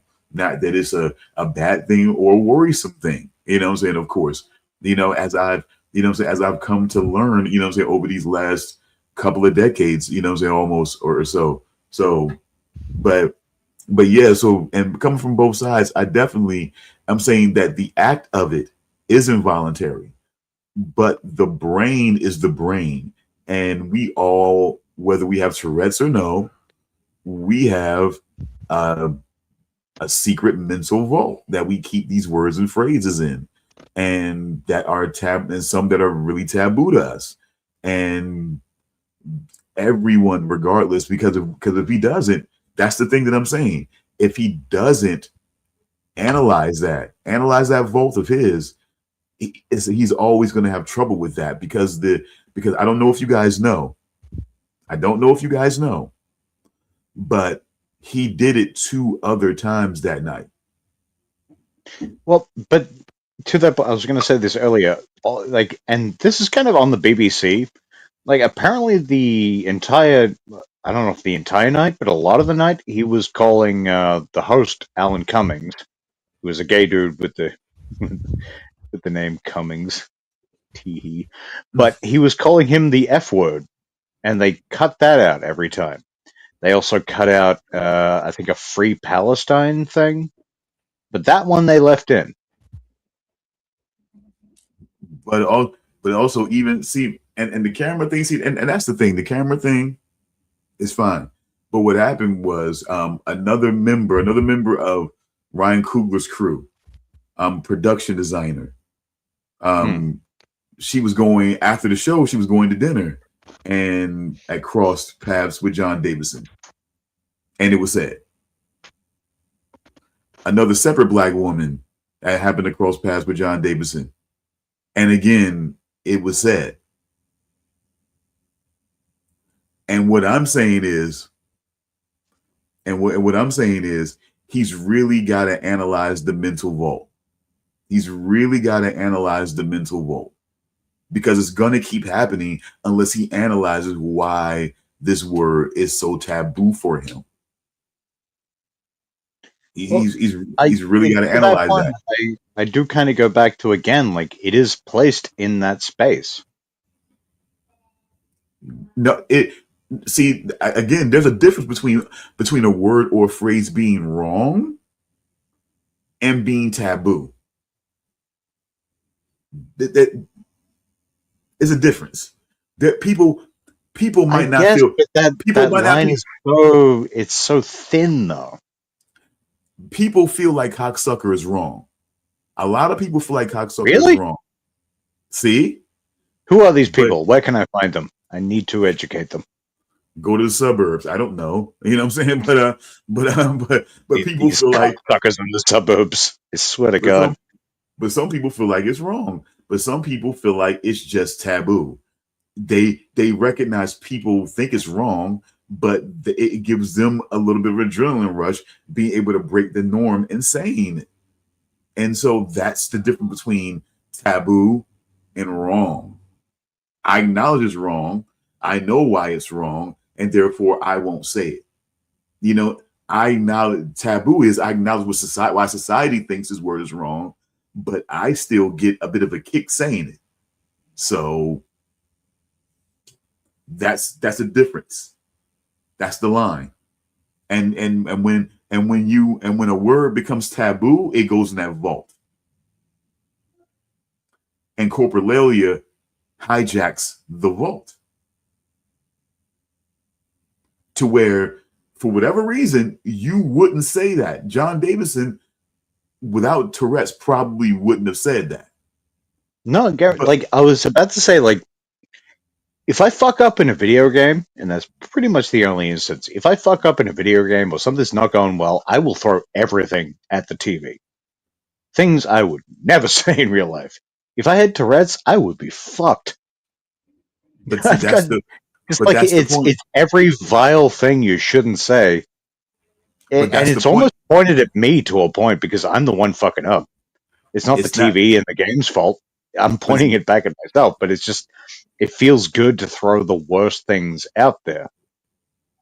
But obviously I don't mean it, because the context isn't there. But everything you shouldn't say, that's a but see that's the thing, and that's the point I'm trying to make. Like, without Tourette's, John Davison still has a secret mental vault where that word is in that vault. So just like you said, with Tourette's and corporalia, you know what I'm saying, that vault is being hijacked and exposed. And that's what's happening here. The function is the involuntary. He wouldn't say it, you know what I'm saying, if he didn't have Tourette's. He wouldn't say it. You know, that's the voluntary. No, the other way. Yeah. Who's this sweet boy right here? Well, who'd you think was in the other box? I didn't know until now. Okay, handsome fella. That's fucking weird. I know, it's been so long since you've seen me because I've been off camera for so long. Yeah, it was just sort of this ethereal voice that kept chiming in. Well, maybe he should have put his tattooed avatar up, and then you would have always been reminded. You know, even when he wasn't there. What now? Oh, you forgot about that? You mixed with Tupac, I think it was. Oh no, stupid. Not that one. Ah. No one's bringing it up. No, I mean, verbally, but not visually. It's fine. no. We have to thank Jim for that Yeah, I one. was gonna say that's a Jim. Yeah. You can blame that on Jim. Yeah, blame that one on Jim. But yeah, seriously, that is one thing that, like I said, the function of it, like, see, to me, the normal, you know what I'm saying, the normal typical, like I said, cocksucker, fuck you, you know what I'm saying, shut up, bitch, you know what I'm saying, and that type of shit is like the normal pop taboos, you know what I'm saying, but you know what I'm saying, that, you know what I'm saying, that could happen regardless. Any one of us would be in trouble if we had Tourette's with corporelia, you know what I'm saying, when it came to that. Any one of, especially you and me, Damian, especially you and me for sure. Oh, I if don't anyone just know. heard I don't me know. again failing at doing something in a video game, I would be cancelled forever. But But it's things I would Well, never ever say in I real mean, life in a real sort of context. I'm probably going to get some flack for saying this, but it's just like for the guy's condition, for his Tourette's and everything. I have been around people with Tourette syndrome before in very public places. So I mean I understand their situation to a point, and I got to say I sympathize. It's just like I Oh mean yeah. they can't help it. And and at the forefront of it, I don't think they should apologize for their condition. I don't think they should at all. Okay, they shouldn't No, I apologize for the agree. condition. They shouldn't apologize for the condition.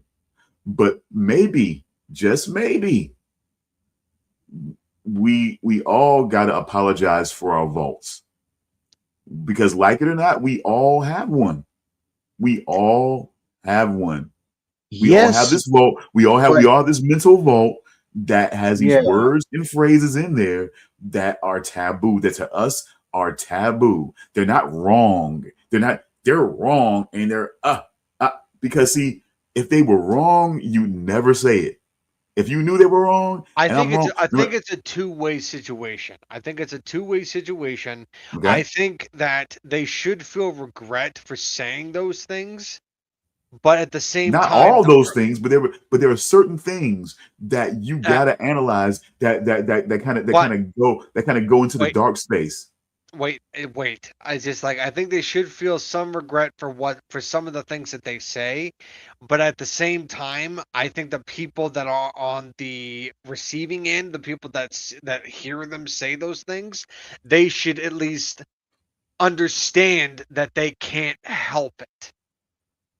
They shouldn't be offended by what they're hearing if they understand why they're saying it. Okay, so you're telling me, all right, that I had Tourette's with corporelia, because this is me being completely vulnerable here, Okay. and say I said, I'm not going to say it, because I mean, Yeah. let's just say I made a I would make a 2-word statement about unaliving anyone that looks such like you guys. Like a white person. And I think it's a two, I and think it's I'm a two. most offended that you said unaliving. I hate that. I know, man, but I'm just Well, trying to make sure Yeah, we. I know. I was just trying to say I hate that. the thing It's is become a that thing, and I don't like it. Fucking euphemisms. if I didn't understand the situation, if I didn't understand what was going on, then yes, I would be bothered by that. But you, However, okay, however, after the fact, if I found out that they had Tourette's, then I would be more understanding. but you wouldn't still wonder about my mental vault and why that phrase, you know what I'm saying, is there. You wouldn't wonder about that at all. You wouldn't wonder, you I as don't as think someone so. as I don't someone think who I you've would. known for a long time, you wouldn't wonder about why that phrase is there for me, is taboo for me. I Why never would why have that? thought about it that way. I never would have. I Because mean, Because I think I never thought of Tourette's in that way. It's just but like see, it's not. I always thought that it was just random jumbling that just came to the surface. I always thought of No, it it like doesn't. that. It doesn't teach language. Tourette's and coprolalia doesn't teach language. It doesn't give you words that you didn't know before. Okay. It just attacks. It just attacks the words that you feel like are taboo. That's Okay. what the combination of the two does to you. It doesn't teach you anything. It just attacks what you already know and what you're and what you got locked up as taboo words. But when you think about them, you kind of think about saying those words, or maybe when you're alone, you may say those words, but it's something that you know that in a moment where it would hurt the most, you wouldn't say those words. But Tourette's for coprolalia, it hijacks it and it makes you say those words that you would have never said in the most hurtful setting, like John Davison did at the BAFTA Awards. And the only way to deal with that is to inventory your vault and start analyzing why are these words here and why do they provide me this adrenaline rush like they do. You got to analyze it, or else it will continue to be a bit of a bane of the existence in a way. Yeah, but then know, doesn't everyone have the same vault of words though?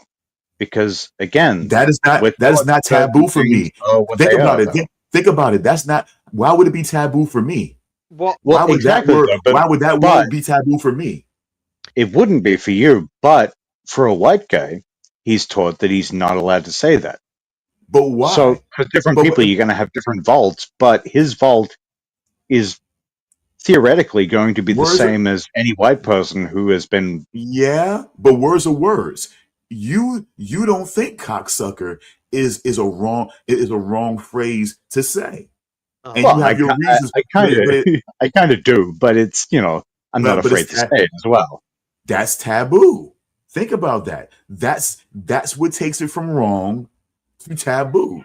So the word, even though the word that we're discussing has a more demonstrative and mean spirited meaning to it and things like that, it's still the same conversation. Somebody said it was wrong, but for some reason that word has become taboo, meaning I don't think I don't think it's as wrong as other people think it is. So I am not, you know what I'm saying, even though I would never put myself in a position to say it, you know what I'm saying, and under normal conditions, it's still not something that I don't feel as is completely as wrong as other people think it is. And therefore, when corporalia comes to hijack that vault, it gets said. But then, does the vault discriminate, or does it just lump all the words The into that vault is, same space? it depends on the I brain. don't. Every white person, It does depend on the brain, but every white person's brain isn't the same. The way a well, young, no, the way like that I the way a young black girl came on social media, and she said that the N word is one of her triggers. It confused me, because why would that be a taboo word for you? You know what I'm saying? It's not a taboo word for me. You know what I'm saying? So why would it be for you? So not all black people's brains are the same. Just like not all white people's brains are the same. Not all people's reasons for why a word is taboo are the same. Some white people may just acknowledge that the word is wrong, and it's just not something that I'm going to be able to say. Some people still have a debate about it and have a perspective on it, and it still may hang in their vault for one reason or another. The vault is the vault. No matter what you have or don't have, the vault is the vault. It's always there, and everybody has their own words and unique phrases. Everything is not universal. Sometimes it may match up, but that's, you're talking about a lot of people, and it's just the probabilities are just endless as what words may be there and what may not be there. What words have crossed over the lines of being just wrong, and I understand why they're wrong, to I understand why society views it as wrong, but I still have my perspective on it. And therefore it gets into this taboo space. That's kind of at best, that's what it is. At yeah. worst, You know, at worst, we're litigating someone's intentions. And like someone else said, I don't think he would have chose that kind of platform to come out as racist. So that's why that's why I didn't automatically go there, and I still don't go there now. You know what I'm saying? Because because who's the big one? Was it Jamie Foxx? Who was just like, nah, he meant that shit. I'm like, yeah, no, yeah. I don't what a way to come, like somebody said, what a way to come out. I believe is comedian Lewis Spears. Are you familiar with him? No. I know the name. I know the name, but I believe he's Australian or British, but because he does a lot of shows in the UK and Australia. But I see him on YouTube. There's a lot of Australian comedians who are cocksuckers. Okay, it doesn't seem like that, but he doesn't seem. There's that word again. He seems like a good bloke. You know what I'm saying? But he might be, but his opinion is wrong. No, but he said what? But what I'm saying is like God, what a way to come out as racist. You know what I'm saying on that kind of a platform. Yeah, when you think about it that way, like I don't think anybody would just kind of, Oh wait, was he being serious or making a joke about it? He was a comedian. He was being sarcastic. Oh, okay, so he's not a cocksucker. He's fine. Never mind. No, he was saying like, "Come on, man!" He was responding to him like, "Come on, man! What a way! Like what a way for someone to, you know, what I'm saying, to come out as racist. Like, come on, that kind of platform, just ruin your life that way. Like I really got to let people know, like no, like from what I gather, I think there's even parts in the movie that he was there to promote or receive an award for, or potentially did he get the award? I don't know. No, it was an actor who played him in the movie that got Best Actor. Yeah, I'm not sure how many other awards they got, but it's a biopic. But either way, apparently there is like parts of that movie that do address this kind of thing. It just makes the whole thing so much more. It's like I don't know. I just find it so strange that it's like it's all tolerance until it's just like, but I didn't like that, and then everyone just fucking goes on the attack. Yeah, and that's why I went on YouTube and different, you know what I'm saying, like black and white, because honestly, no one white that was dealing with anything close to that, or having any, you know, or having any disabilities, you know what I'm saying, close to that, was speaking on it, you know what I'm saying, at all. And I finally found a couple, you know what I'm saying, that were Brittany Simon was one. Yeah, I've seen a few for sure. Yeah, but sorry, continue. No, Brittany Simon was one, and that Surprise Witness was another one. And it was just, you know, and I was just trying to basically just make comments to people and just let them know, like, look, like Tourette's is real, but what is also real is that we all have this, like I said, this mental vault, that we have these words, and we've got to look at those, you know, and we've got to analyze what those are. We all do. You know what I'm saying? Because like I told people, like I'm telling you, and me being my most vulnerable, me saying, you know what I'm saying? Like if I had that, I would be afraid that at certain points that would come out. Now, why is it taboo for me? Because why am I still holding on to it? Because I like to infuriate and inflame racist white people. I like to let them know I really don't like you. Huh? What? Why are you pointing at me, you asshole? Hey, you called me a balderous bald head before the show. I'm getting my revenge. because see, it's too soon. It's too soon when we're talking about the corporalia and me flailing at you guys. It's too soon to go right back to saying, "Oh, you're saying he's racist?" No, I'm not. Of course, you know what I'm saying. What I'm saying is Charles is not racist. He loves Method Man. Oh God. Anyway, Christ, the hell I gotta do with any goddamn thing. Anyway, you know. I also like iced tea. Me too. Charles, you're not helping. Stop building off of him. You're not helping. Okay, we are not here to help. When will you understand this? You said ice. No, at least help yourself. Goddamn it, iced tea. I mean, we cannot do that. I can't speak for Charles. I cannot help myself. I cannot help myself. I cannot do it. I am incapable. The guy from Law and Order. What the fuck are you talking about? You know what I'm saying? Like Law and Order and body count. Yeah, okay. Uh, What Body Count makes some good music. They make they some Oh my shit, do. god. but They they make do. some good Body He would Count music. do it. does make He good would do a music. show where he would be protecting the I'm saying, oh my god, he's lucky that Law and Order never made a show where he was out there helping to protect people that was stomping on records. You know what I'm saying? Everything like that as a cop. You know what I'm saying? He's lucky.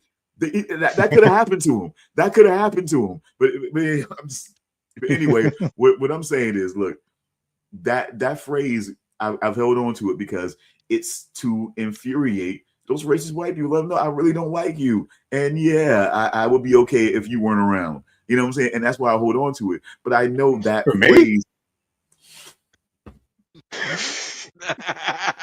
This guy again. Damn, I'm getting it from everywhere today. This guy again, man. This guy again. I swear to God. Okay. We're gonna circle around real quick. I'm almost done. I know I'm long-winded, but I'm almost done here because I know you guys got to get the Monarch done, and I don't want to be in your way. But I'm just saying that's why I held on to it. But I know that that two-word phrase, it's too widespread, and it doesn't it doesn't specify to anything. So all the people that I consider friends that would hear that would, you know what I'm saying, would wonder why I would say that, and like you know, and like my visual aid is constantly demonstrating. What you mean, man? What you mean, man? What you mean, him? You know what I'm saying? One of my favorite songs by Type O Negative, which was led by a rest in peace, like 7 foot tall fucking Polish guy, was "Kill All the White People." So I don't mind. wait, wasn't Glenn Danzig like a white guy? Type O Negative. Wait, And wasn't Glenn, he part of Typo Negative?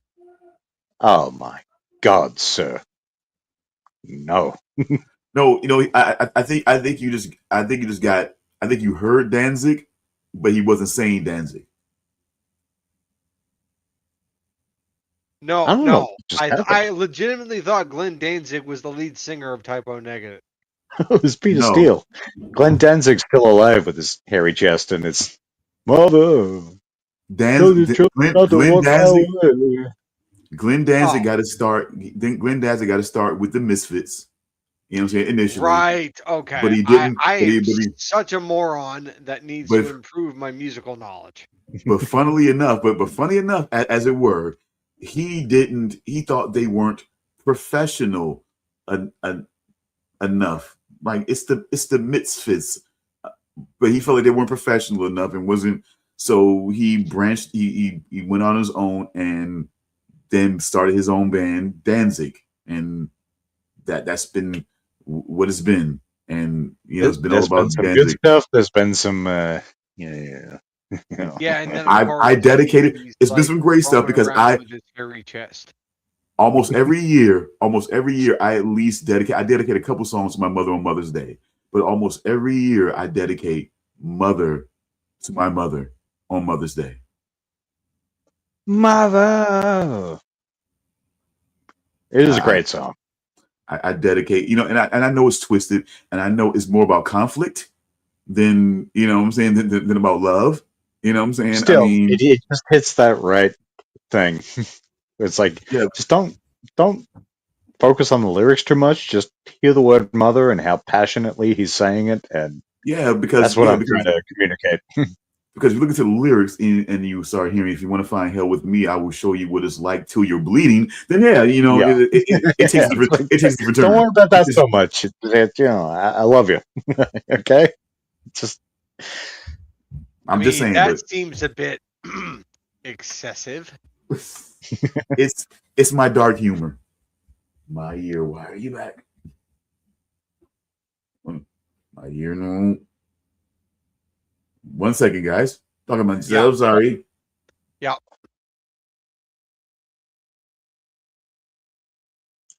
but yeah. Typo Negative, kill all the white people. Great song from Yeah, but the. wasn't the lead singer of Typo Negative also a white guy? He was. I don't even know how to pronounce it. Peter Steele, like uh, Peter Rakiewicz, like Polish. some kind of Polish name that I still don't know I how to pronounce. understand how difficult it is to pronounce Polish names. Like you look at the spelling, you're like, no, steel's good. I'm not even going to try with that. I'm going to fail every time. Yeah, yeah.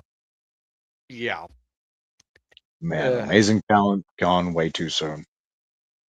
I'm looking him up right now. cocaine. He said his name was Peter Steele. Yeah, STEEELE. Peter Steele.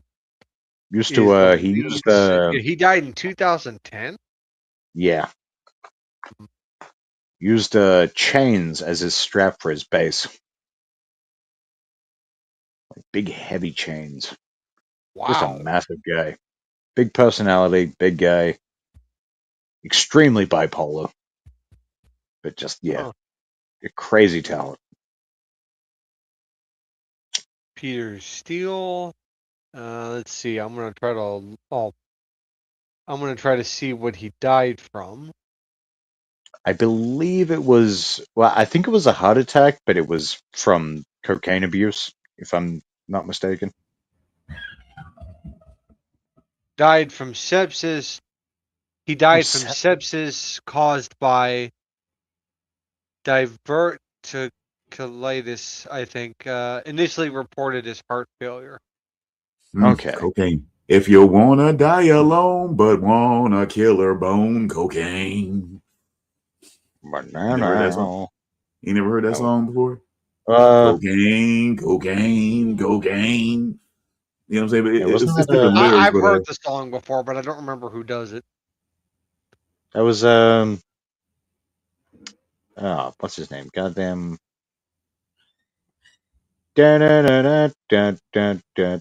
Right? Sounds familiar. No. No. I know what you mean. But again, it's 6:03 a.m. Yeah. My brain is mush. If you want a model's pose, but snow on your nose, cocaine. Yeah, it's some shit like that, you know. I mean, I'm familiar with the song. I just don't remember who does it. Yeah, right. Cocaine. It's like right there, right on the edge. And when I try to reach out to it, it just goes over the edge. And if I follow it, I also go over the edge, and I fall to my death. Then you end up doing too much cocaine and literally falling to your death. And I end up like that bear. I end up like that bear in that meme where he shoves his face in the snow and it says in big white letters, "I fucking love cocaine." Yeah. Also, speaking of which, that movie, Cocaine Bear, pretty entertaining. Eric, we did that on this show, right? I think we did. Yeah, I think we did. That was like Ray Liotta's last movie, I think, before he died. Might have been, yeah. Might have been. But the Cocaine Bear movie wasn't bad. No, it was stupid, but it was very stupid, but it was entertaining. And also, let's not forget the most important actor in that entire movie, renowned character actress Margot Martindale. That's right. Yep. Who died brutally, right? Yeah, she died brutally. Yeah. The bear was chasing them.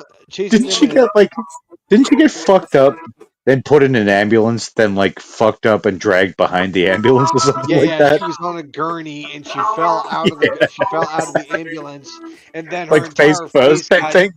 Yeah, her face got like dragged on the pavement of the road by the ambulance. Right. Yeah. You guys did hear that, right? No, we talked over it. We talked over it. Yeah. Good. I'm glad, but you didn't hear it. No. I thought you. I thought we were working. I thought we were working a strategy. I thought you were talking over it so that we wouldn't. And then, but you guys were hearing it. But okay. No, we weren't hearing it because we were talking about renowned character actress Margot Martindale. Oh God.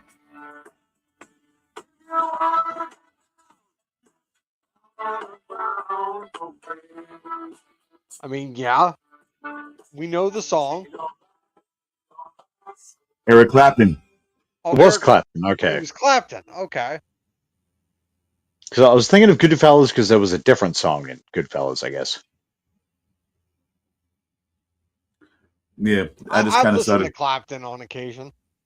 I've always been inspired by Weird Al Yankovic. So when I like certain songs, I would always see if I could like redo the lyrics. You know what I'm saying? I was always I still inspired gotta by watch him. that fucking Weird Al movie with Daniel Radcliffe as Oh, I've Weird Al. seen that twice. Was good. Oh yeah. Because a lot of people I'm a big fan of were involved with that movie. What Yeah, movie? just I love the movie. I mean, I even liked Evan Rachel Wood as Madonna. I thought she did a good job in the movie. Yeah. What movie? I don't I like think it was Evan Rachel called. Wood as a person. I don't like Yeah. her at all. I think she's a bit of a bitch. But But yeah, she had that whole like false fucking accusation shit against Marilyn Manson that yeah, turned out to yeah, be it's just just like I bullshit. really don't like her. I mean, I think she's hot, but it's just like I think Yeah, she's a bitch. definitely But hot. But yeah. yeah, But but Stone, I think it was called Weird, the Al Yankovic story, I think. yeah, that's right. That's what it's called. Yeah. But no, Daniel Radcliffe killed it as Weird Al. He was awesome in the role. There's a new show he's in actually. It's called The Fall and Rise of Reggie Dinkins, with Tracy Morgan, Bobby Moynihan, and Daniel Radcliffe. It's really funny so far. It's like a Uh, mockumentary about this disgraced NFL player and him trying to sort of fix his image, I guess, by paying for a movie to be made or a documentary to be made. It's 3 episodes in currently. Like it's a very new show, but mhm. really enjoying it. So love Tracy Morgan, love Bobby Moynihan, and Daniel Radcliffe. He's done some great stuff. I wouldn't say I'm a huge fan, but he's done some great stuff. I And mean, was I this? I like Daniel Radcliffe as an actor. I mean, Yeah, I'm he's just not surprised someone I've really followed his career, sort of thing. I haven't either. But I mean, I like that. Like a lot of the old Harry Potter actors have kind of found their own path. Like I know that most of the Harry Potter actors don't even really act anymore. Only a Yeah, few of them do. like what's her name? Emma Watson? Yeah, she's not acting. No, She she retired. retired because apparently her reason was she just hated the whole promotion thing. Yeah. It just made It it had like it had it to just do made with her feel dirty, how basically. Hollywood like kind of like chews you up and spits you out, and Yeah, she just wanted to live a normal life. it's like yeah, I And respect that. I'm yeah, sure you yeah, it's made just like I serious wish bank her off those nothing but the fucking best. movies. Like So good for her. hey, she's She probably she was set for smart life. enough to get out. Yeah, Rupert Grint, he's still acting. He's not as like as mainstream as Daniel Radcliffe is, but he still no, acts. but he did have a series on Showtime or something that I think was Yeah. pretty well liked. I can't remember He what was it also was. in that M. Night Shyamalan movie called Knock at the Cabin. He was in that. Oh fuck yeah, he was, Yeah. which I liked more than I anticipated I would. Yeah, I like the Not an movie too. amazing movie, but it was enjoyable. Yeah, yeah. What? And then also, remember the two like henchmen that Draco Malfoy had in the Harry Potter movies, Crabbe and Goyle? Yeah, yeah, yeah. The actor that played Goyle, he's not even acting anymore. He's an MMA fighter. That's cool as shit. Yeah, he's an MMA fighter. He's a professional MMA fighter. Fuck, good for him. Yeah. Yeah, and then also Neville Longbottom. He's not an Who is actor. just like, no, he's just handsome as fuck now. Yeah, yeah, he's not an actor anymore. He became a professional model. Yeah, it's sort of like it's almost like the opposite of the guy who was in Big Bang Theory, one of the leads. Was it Which who's one are you Sheldon's talking about? roommate, Leonard? Leonard. Yeah, Leonard. Yeah, he was like a model before that show. He Uh, was? yeah, like you see the guy before the show. It's like he's got like a like that sort of You know, perfectly trimmed beard, and he's like Hold on, no. We're talking. We know we're talking about. We're talking about David from Roseanne, right? Well, yes, that too. But I've never seen Roseanne. Well, yeah, But very, very. that's what kind of that's what carried him over to being on the Big Bang Theory. His you know what I'm saying his long standing role as I mean, come on, man. I mean, David was pretty much like Leonard, except he actually had a girlfriend on Was Roseanne. he like? Was he supposed to be like a handsome guy in that show? I'm gonna go with no. Leonard Hofstadter? No, in Roseanne. No, he was. He was a cute. I mean, like he was like that cute little, weird kid. You know what I'm saying? Kind of timid. You know what I'm saying? His brother. You know what I'm saying? His brother, who was David, who was also going out with. You know what I'm saying? Like he was going out with Darlene, and his brother was going out with Becky, and everything like that. And his brother was more outgoing, but he was stupid. You know what I'm saying? He was. You know what I'm saying? He was seen as better looking, but you know what I'm saying? He was stupid. You know what I'm saying? David was smart and talented and could draw and all that type of shit like that. And but he was just, timid and, and when he was with Darlene, she ruled his life and shit like that. Just like Penny ruled his life. And he just became infinitely smarter on the Big Bang Theory. Yeah, I liked that show for a little while, and now every time I see it, I'm just like, I fucking hate this show so much. I hated it because of Sheldon Cooper. It's just like every time every time I saw him, I wanted to smack him. It's just Why? It's weird. It's a show I went with like I didn't like it initially. Started watching it, went through like 3 seasons ish.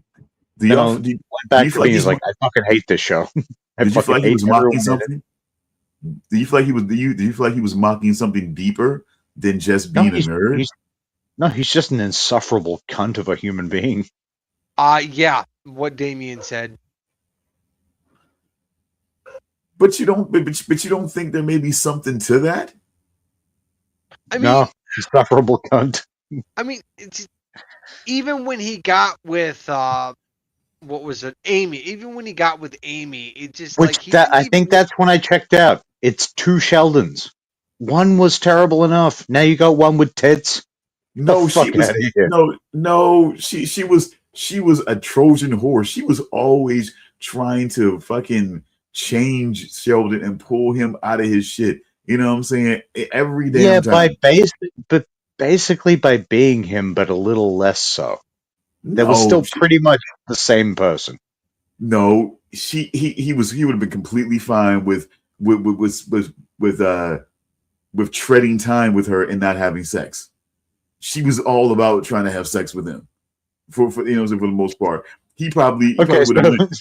so she wanted the D, he didn't want the P. That's the only difference. She wanted. I mean, and like most now, you could almost say like most guys wouldn't, but he definitely marriage was definitely not on his mind until she made it become on his mind. She, you know what I'm saying? He was. I mean, he never looked at holidays and certain other shit as anything to really be special. More, if anything, more just remembered and processed. In a very strategic way. And, she was just trying to change all of that shit. Yeah, but still basically the same character. You think so? The drinking, Yes, I do. the drinking, the fucking so thirsty for it that she fucking got that she fucking orgasm shaking hands with the with the good looking dullard that Penny was dating at one point. So, yeah, no. I refuse to retract my opinion. I'm telling you, man, It's basically like, what do you think of this? I think this of this. Okay, I want your D. Oh, we are different people. Let's have sex. I didn't know that you wanted to do the having sex. Well, I do now because you inspired me to do wanting having sex. She's a Trojan horse, bro. Every time she would You know what I'm saying? She would leverage some way, somehow on him, bro. I mean, like she was just a Trojan horse, man. It seemed like that at first. It seemed like, oh yeah, they would be the perfect couple. But like I said, she had her own designs, like most women do, to you know what I'm saying, to make the guy that they want, you know what I'm saying, the guy, you know what I'm saying, the person that they should be, or they feel like they should be. Of course. It was just showing.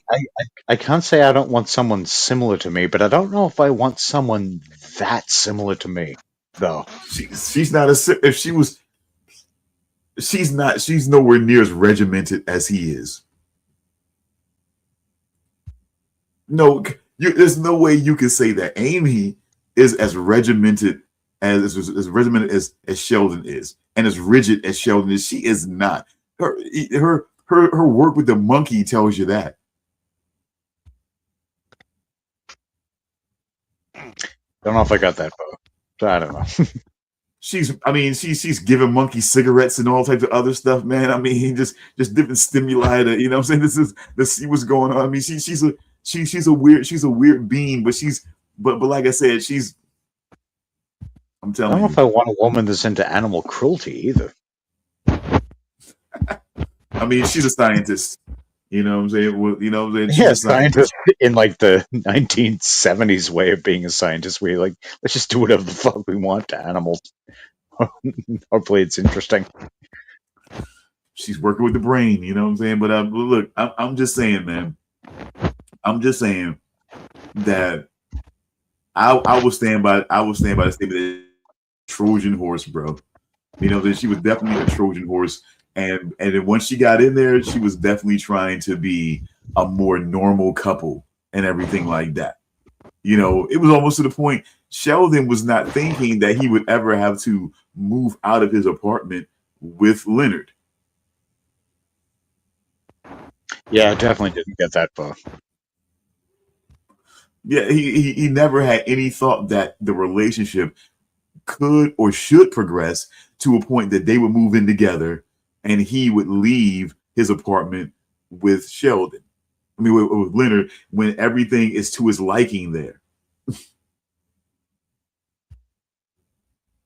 I'm just saying, like, it was just, there's no way, and she was not going to understand that. So that's not even being similar to him would be able with her being at least being able to understand why he feels that way.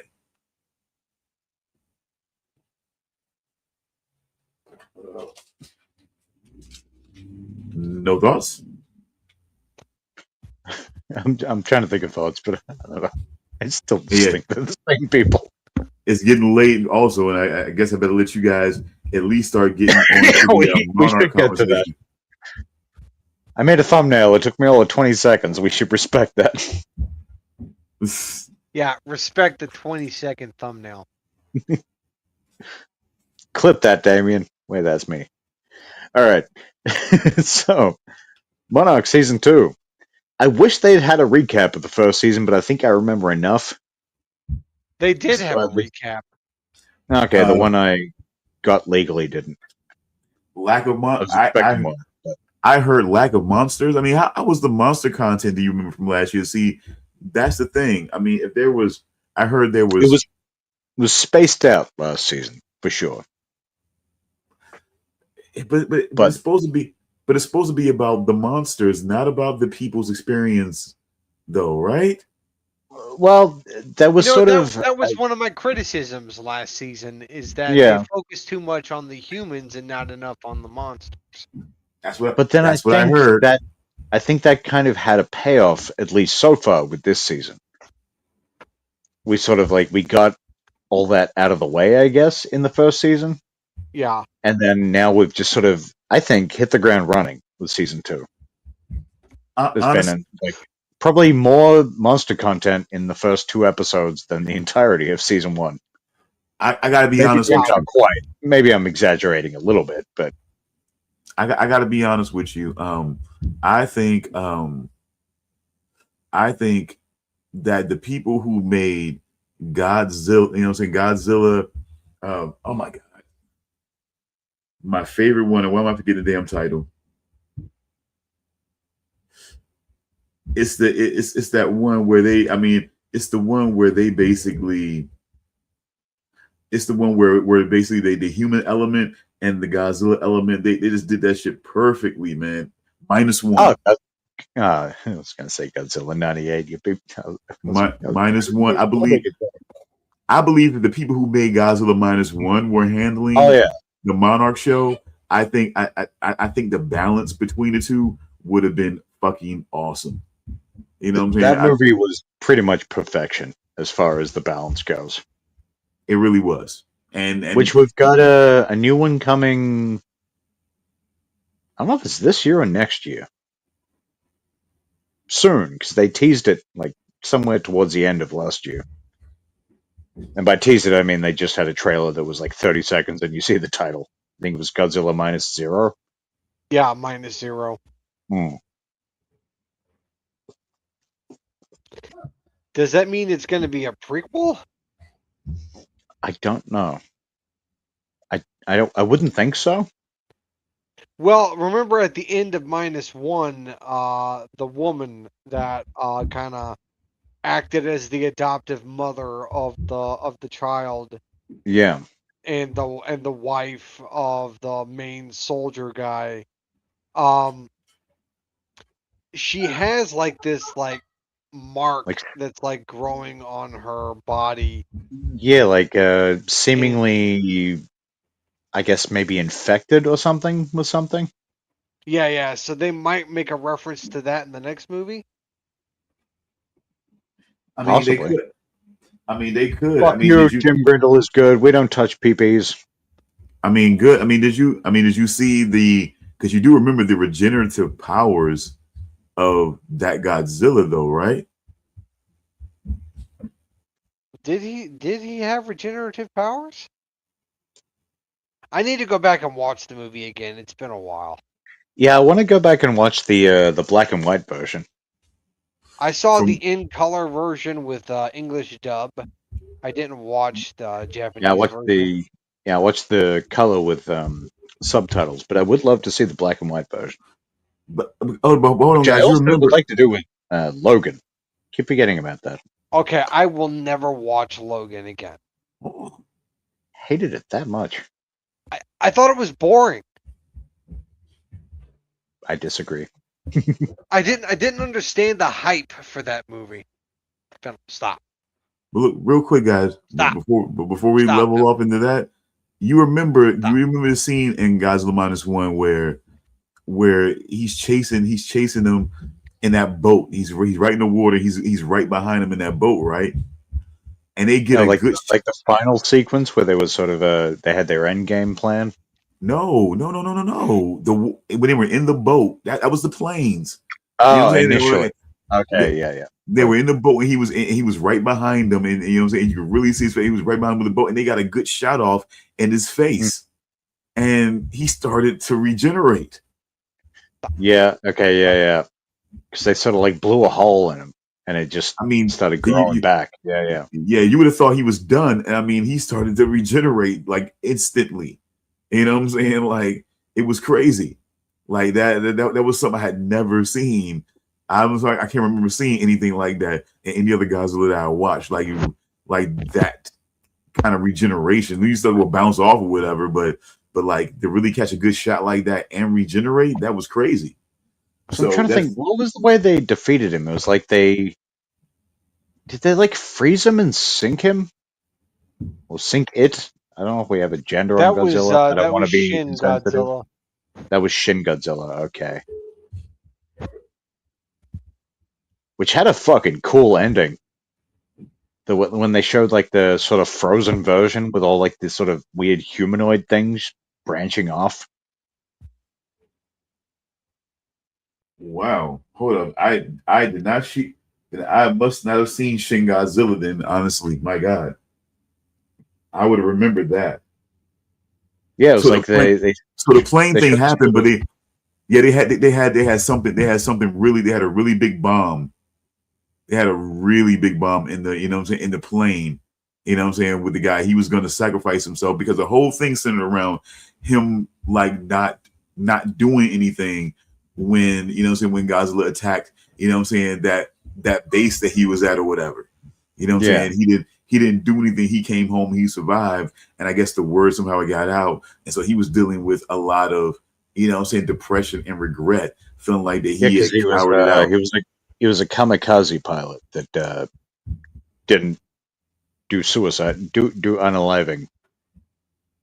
Yeah. And then They like there were people when he came back. They had considered him a coward Yeah, because he didn't fulfill his responsibility as well, as a kamikaze. yeah, but then the Godzilla situation made it worse. That wouldn't have been as bad, but the Godzilla situation made it so much worse. You know what I'm saying? Because of all those guys that died. You know what I'm saying? As a because result, he couldn't fire a turret. Yeah, which well, I don't think anyone knew about that though. It was just because you went out as a kamikaze pilot, and now you're standing here. So what the fuck? but the, but yeah, but people had heard about that because a lot of those guys. I mean, a lot of guys. I mean, almost everybody lost their life out there. So that's not something that doesn't like not get around. I don't think. At least, I at think he least in was the my only one who survived, wasn't he? Him and yeah, him and that's his like worse. commander, I think. Yeah, that's worse. See that makes me even more convinced that people, when they hear about the tragedy that happened, yeah, how the fuck did you come back from that? You know what I'm saying? How the fuck did you come back from that?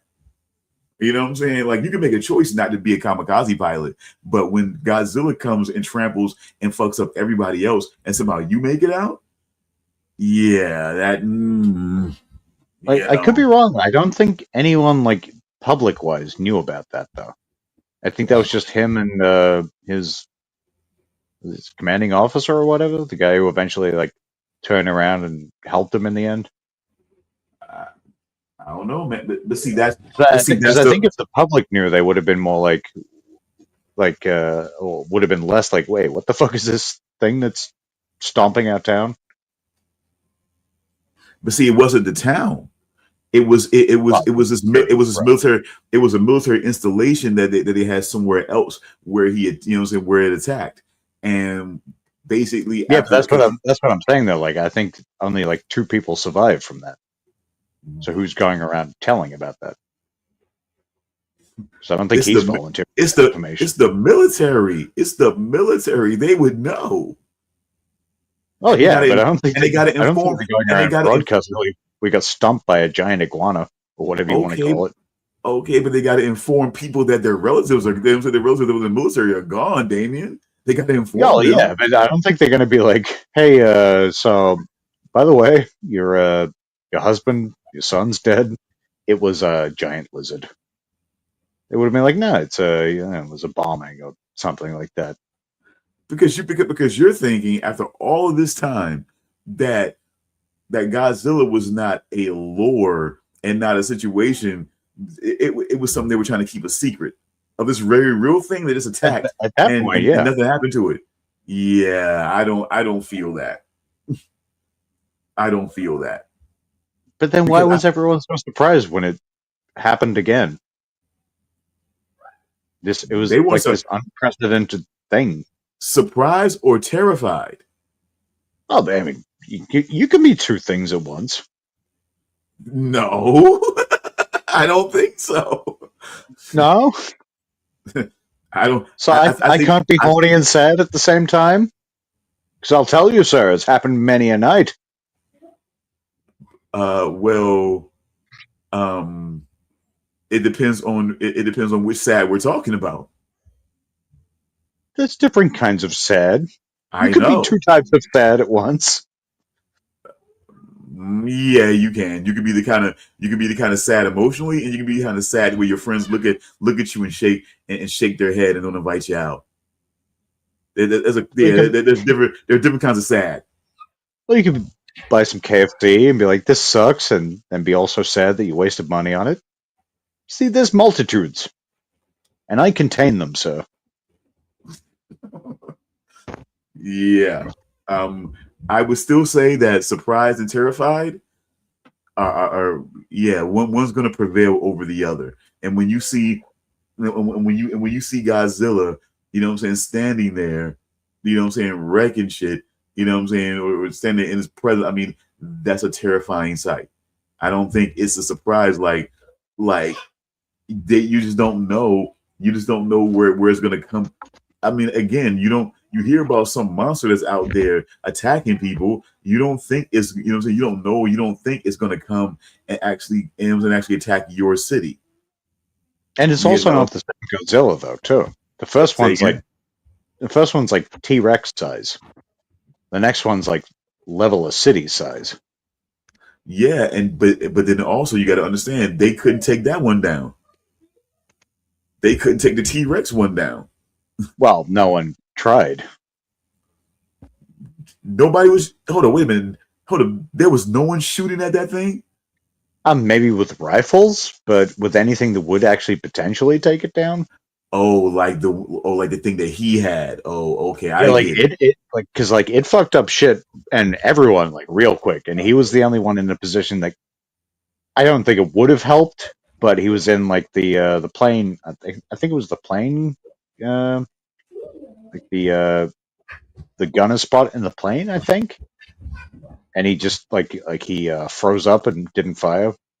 Yeah, definitely. Okay, I but don't think it would have done much, but maybe compared to some shitty rifles from the era. but at least they tried. I understand they didn't know. You know, if we're immersing ourselves in the movie, they didn't know. At least they tried, though. You know what I'm saying? He didn't even try, but at least they tried to do something. It wasn't like he just stomped through there and no one, everybody was just running and bailing. They at least tried to stand their ground At least with the thing. I think they did. At least it's entirely possible they went for cover and Godzilla just No, they were wiped trying. out Look, the cover. they were I feel like they trying. did try and shoot at it though. Yeah, eventually they went for cover because they knew they would. Because they knew eventually they got to your thinking they were having no effect. But they were at Yeah, least trying to drive. They were at least trying to drive him away, giving him the opportunity to get up there and get that, and then do it. And he didn't take the opportunity, and they paid for it. You know what I'm saying? And that's and that was a tragic shit that stayed on his mind more than anything else. That you know what I'm saying? That those guys were really trying to were really being self-sacrificing so that he can get in position to, you know what I'm saying, to maybe even try to do something, and he didn't do it and they paid for it. And that's something that stuck with him when he went, you know what I'm saying, when he went back home and everything like that. And there's a depression of feeling like that he had a moment to deal with God, you know, to deal with this monster and didn't. And then there it is again, another one. And now it's wrecking his city. You know what I'm saying? And everything like that. You know what I'm saying? it's 10 to 20 times larger than it was previously. But regardless, it sent him into it snapped him. At that point, he snapped. You know, it sent him into a despondent, you know, rage and I guess an okay with being a kamikaze at that point. And that's what he was going to do. He was going to give himself up to take down Godzilla this time. He was not going to miss his opportunity. And you know, again, I didn't want a long wind on this movie, but it just shows how great and perfect and complex this movie was. I'm telling you. I mean, I thoroughly enjoyed this. I probably put this as probably one of the best, you know what I'm saying, Godzilla movies I've seen. Oh yeah, for sure. Like of the let's say 30 that exist at this point, which seems roughly accurate. It's probably somewhere in that realm. But yeah, easily one of the best I've ever seen. But Monarch, Charles, you said before the show you had some thoughts, and it didn't sound positive. He don't like Kurt Russell's son. What?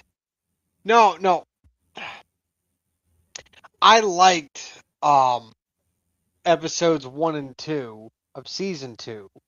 I Yeah. don't remember saying that I had thoughts about Kurt Russell's son? no, about the show. Oh, My you said you liked it. You had thoughts, and do you like Kurt I Russell's think I son? just said save it or something. How do you not like? It's Kurt Russell, but slightly younger. I'm indifferent towards Wyatt Russell. I'm indifferent towards him. See, I'm trying to tell you, the man knows. He knows.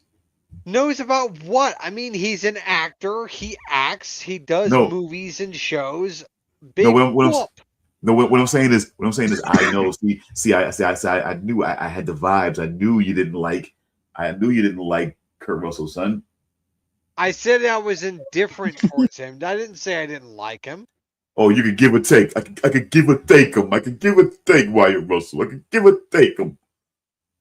I have no issues with him whatsoever, but I also don't find his career to be overly remarkable. Did you enjoy Overlord? I mean, I've never seen it. no, neither. But wasn't he also in something in Winter Soldier? No, he wasn't in Winter Soldier. He was in Wasn't? he wasn't in Captain America Winter Soldier. He was in Falcon in the Winter Soldier. Yeah, that's what I was thinking of. That's why I said something and Winter Soldier. He was Can decent be in construed. that. Yeah. And overall, I wasn't really a fan of the show. Okay, what about I've 22 heard Jump it's like Street? I've heard it's like it's okay He at was best in kind of that? thing. Huh? He was in 22 Jump Street? Yeah, I thought. Hold up, I thought he was. He wasn't in 22. Hold up. Was I wrong? Look, I've never seen 22 Jump Street. Isn't it I Jonah only Hill know and Channing clips of it. Tatum?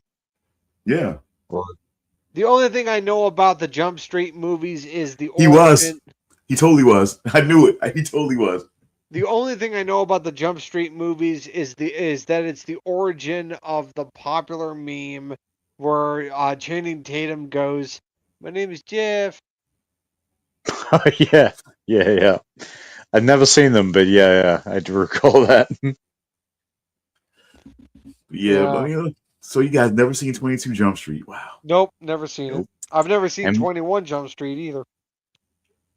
yeah, no, actually no, because that's never something that was played on TV here. Like, I mean, I'm sure probably was when it came out, but as far as replays go, I never saw that. I mean, what was remarkable? And Now, name me something remarkable outside of the Escape series.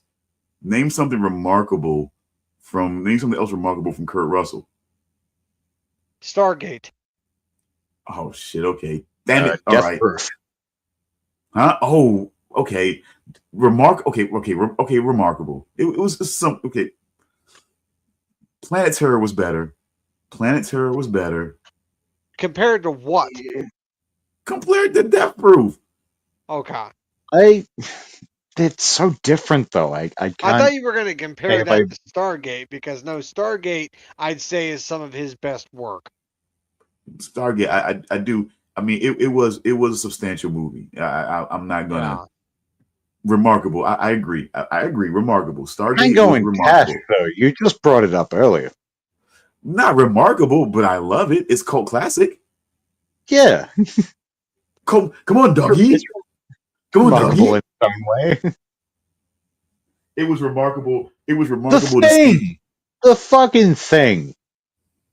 Yes. I can't believe I didn't mention that one either. Yes, it was remarkable. It goes without saying it was remarkable. Big Trouble in Little China. All right, Cult that's classic. debatable. Cult classic. See, because people like him, cult classic. All right, Okay. all right. But We still, got to give it a cult classic. motherfucking thing. Overboard, cult classic. Never seen Overboard? No, I've never seen Overboard. No. Goldie Hawn, you know what I'm saying? She loses her memory. She goes over the boat, loses her memory, thinks she's married to him. He's got these 3 fucking like wild ass sons and everything like that. 3 or 4 of them, something like that. Never saw that movie? No, never Nope, seen never it. seen it. But I know I'm forgetting some fucking Kurt Russell movies. What That's me. else? You, Oh no, Google. okay, remarkable. Okay, Breakdown. Breakdown was remarkable. Didn't he do a movie that was like in the same wheelhouse as Universal Soldier? Solo. No, yeah. Was it Solo? No, that was Melvin. That was Mario Van Peebles. It was, or was it Solo? Was it Solo?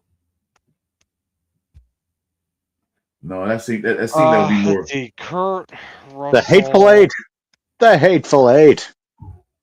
Oh God, yeah.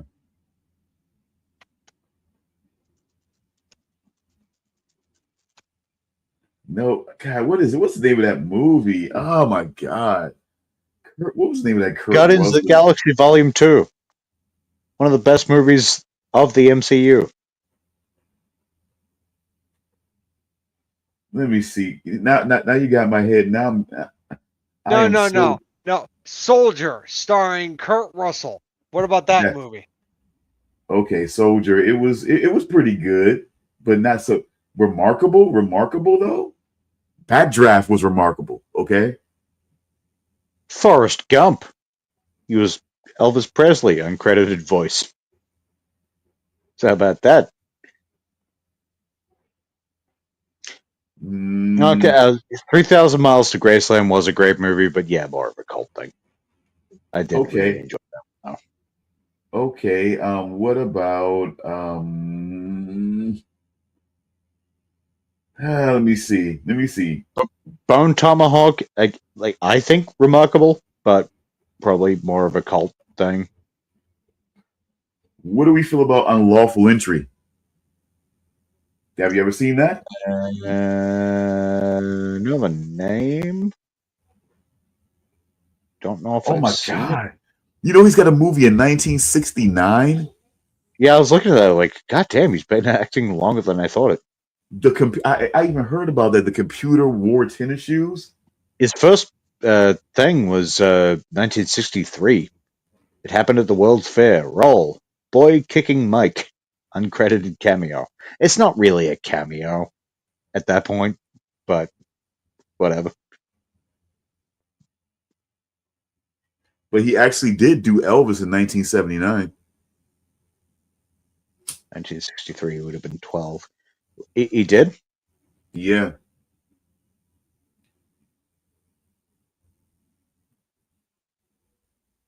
And he was in Miracle in 2004.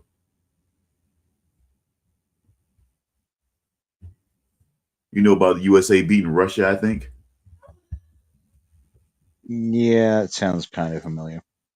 I mean, if you're into the sports kind of thing, I guess, you know, like I'm gonna tell you, I'm gonna come out, I'm gonna say it. Um, I am not going to be watching. They're supposed to be. I don't know if you guys are even into mixed martial arts, but the UFC is supposed to be doing an event at the White House or whatever. I did hear something about that. I will not be watching that.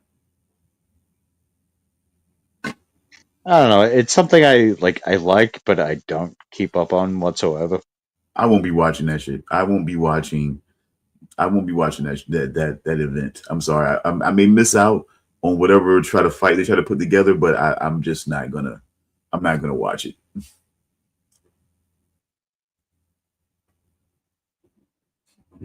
I'll let it be. I will just let it be on that one.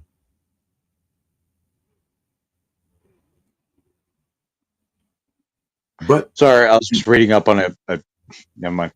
It's a but I new show do. he's going to be in by Taylor Sheridan, that fucking powerhouse of shows. Never mind. Yeah. Of white colonialism. Stop. Yeah, let me stop. I'm being funny. Marshall's coming out. That's different. That's different. That's colonial cops. Let me stop. I'm just being funny. Just me being an accuser. You guys, I'll be right back. Please talk Monarch. You know what I'm saying? I don't want to. I'm gonna keep you up too late. We're almost running out of 3 hours. Keep me up too late. It's 6:45 a.m., so it's beyond that. Sorry.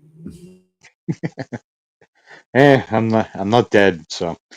Okay, Monarch, where were we up to? Yeah. Where were we up to before we got to -1? I mean, I think, not to just to go against Stone's point that you hate Wyatt Russell. I think he does a great job of playing his father. I think it's believable that they are the two different timeline versions of the same character. Yeah, I agree. I like that. And he's like, I think he's like 47 or something. I wouldn't have said he was that old.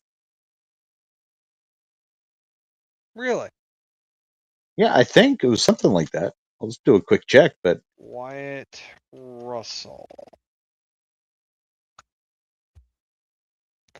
Wyatt Russell is 39. 39. Okay, I read whatever the thing I read was wrong. Yeah, even okay. Actually, yeah, that seems a bit more accurate. Even still, I probably would have said he was a bit younger though. But that's definitely in the sort of range where it's like okay, yeah. Yeah, he was in Overlord, 22 Jump Street. He played Zook in 22 Jump Street.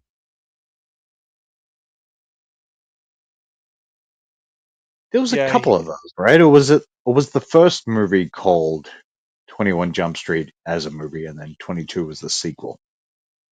So I could have sworn they did a couple of those. oh Doesn't no. really matter. Oh What? god damn it. What? They're doing a spin-off series of his character in Monarch Legacy of Monsters. I did see that being a thing. So if they're doing that, it means this season they're probably going to end the flashback stuff, at least with his character. Possibly. Oh You would man, think, that is anyway, completely unnecessary. because they've already gone back. Like, because when did it? It was like the '60s when she disappeared, right? I think. When she went into the what do they call it? The Axis. Axis Uh, Mundi. yes, the sort of I guess the purgatory of between the real world and the Hollow Earth. Yeah. But no, it's just, I mean, why? Why would you do a spin-off series? Again. And because I guess I'm trying to think of where that could fit, because anything pre him meeting Kaiko and Billy, it's just him being in the army. And then pre, it would have to be after she disappeared and stuff going on there. Maybe that's why they're pushing that whole he took over a Monarch base by force, that whole thing. Sort of I alluding to I think I know what's going to happen. I think what they're going to be doing is they're going to here, let me check something. Looks like he's the only one that is attached to the show so far.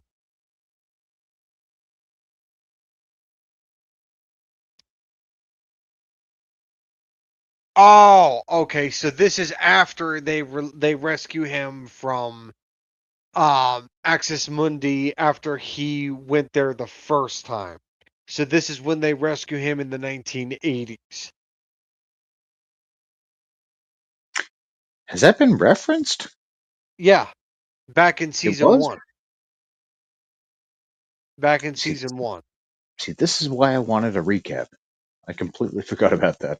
Yeah, yeah. In season one, they actually send a team into the Hollow Earth the first time with Lee Shaw being a part of the team, Okay. and he disappears, and they label him dead, but then or killed in action, and they move on with their lives. But then Lee Shaw reappears decades later in the 1980s, where they meet um what's her name, Keiko Randa's son, the Hmm. kid that called Lee his uncle.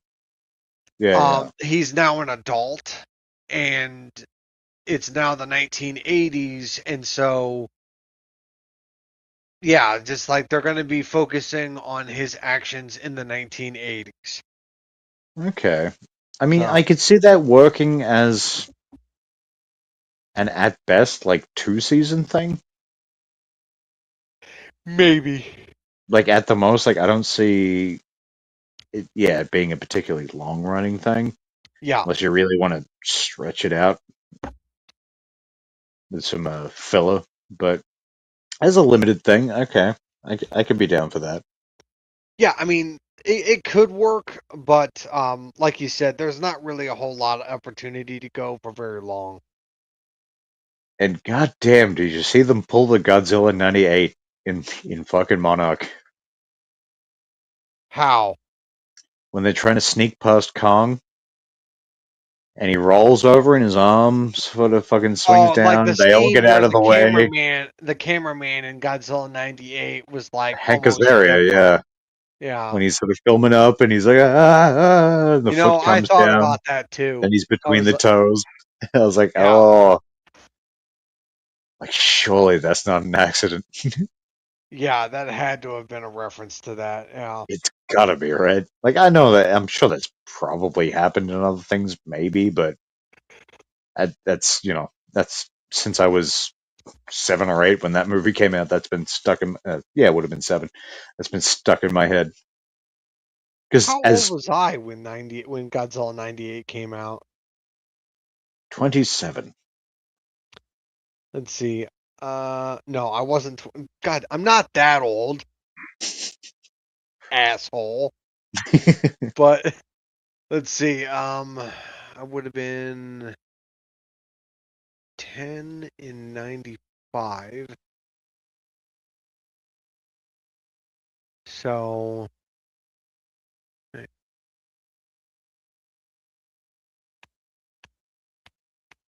I would have been 13 in '98. 12. I would have 12. been Okay. 12 by the time the movie came out. I still have like.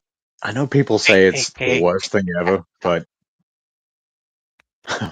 you're talking to the cat. I thought you were talking to Yeah. me. I was like, what? What No, did no, I do? I was talking to the cat because the cat is trying to play with my keyboard. No, stop that. Yeah. He Yeah, I wants still have. food is what he wants. Yeah, you can wait. Yeah. We'll both get food soon. Yeah, I haven't even had lunch yet. I had some neuter before we started, but I might have to, I don't know, find something quick to have before I go to sleep. Yeah. But yeah, I still have somewhat of an affinity for that movie. I think I was the right age when I saw it. It was just one of those things, like I didn't recognize the flaws in the movie, which on rewatches in future decades I have noticed. But I still don't. It's not a movie where I'm like, this is just straight terrible, like a lot of people say it is. But it could be just a purely nostalgic thing.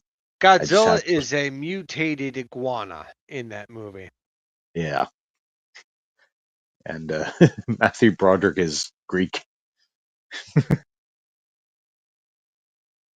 Well, yeah, I think it'd be It Greek. was? Totopoulos, because it's Oh a yeah, running gag in the yeah, movie where like, yeah. oh yeah, it's That a Tatopopoulos. It's like it's Totopoulos, man. that Yeah, is whatever. definitely a Greek name. Yeah, and he is pretty much the furthest from Greek you could get. Yeah. It's like you're not Greek. Like Broderick, I don't even know what that would be. Well, Uh I may not be Greek, but I am a bronze god. no. Was that the stone or the cat? No, that was the stone. Okay.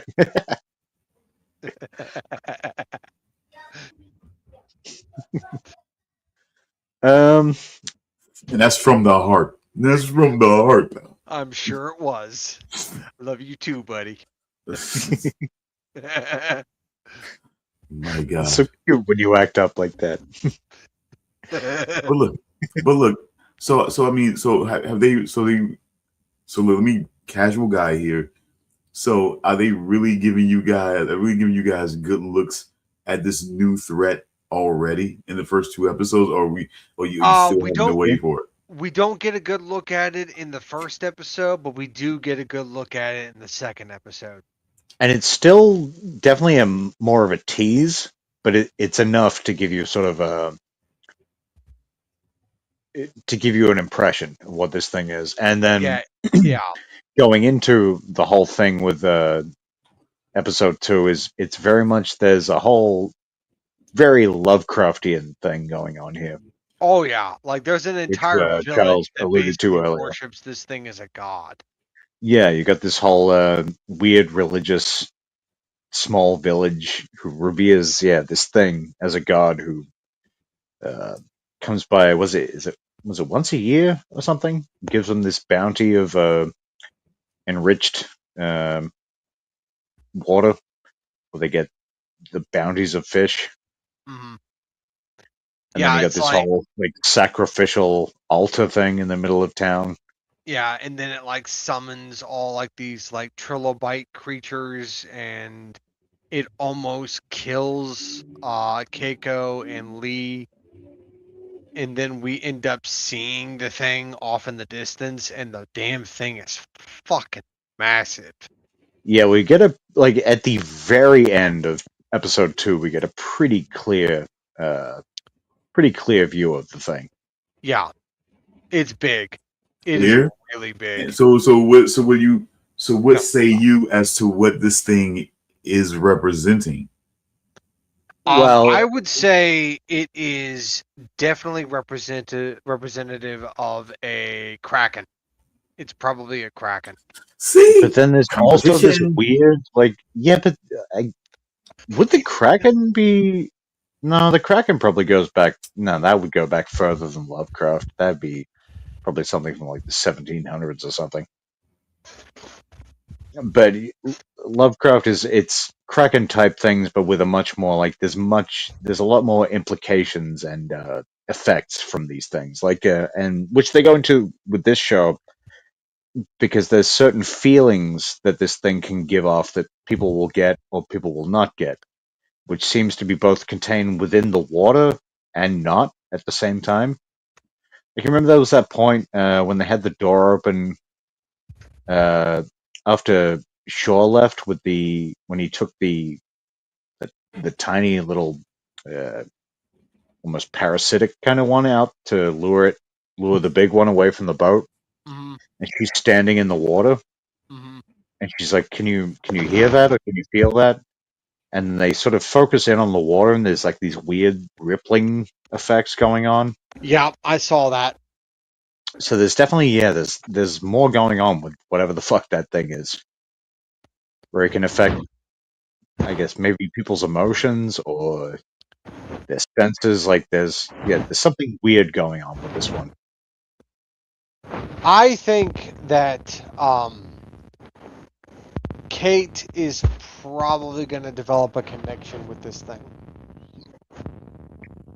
I could see possibly that, yeah, because it seems to be more, at least so far, it seems to be more a feminine thing, I guess, because Keiko had the connection. Lee was just like, "What the fuck? You even like? Were you nuts? What are you talking about?" So maybe So you think I don't know. you think it's because they're women that they can sense something that men can't? Maybe I don't know. That's the thing with this. It's Well, I mean, completely it's unknown as far as I possible. can tell. This is It's completely new. possible. So it's possible, like because so far it's only women who have actually noticed these. I don't know if anomalies is the right word, but these weird happenings Yeah, that I mean, happen when this creature breaks the surface of something. well, I mean, like how the trilobite creature like reacted when it was stunned and it attracted the attention of the main Titan. Yeah, It could be a young crying for help and the mother returning to save its young. that's how I took it. Yeah, Yeah. that fucking thing it's resilient. It was shot with 2 flares and bashed with a fire extinguisher, and it's still just like, nah. So do you agree with the Kraken description, Damian? I mean, how would you describe this thing? I mean, a little bit, yeah, but I'd still go much heavier on the it's some kind of Lovecraftian type of thing.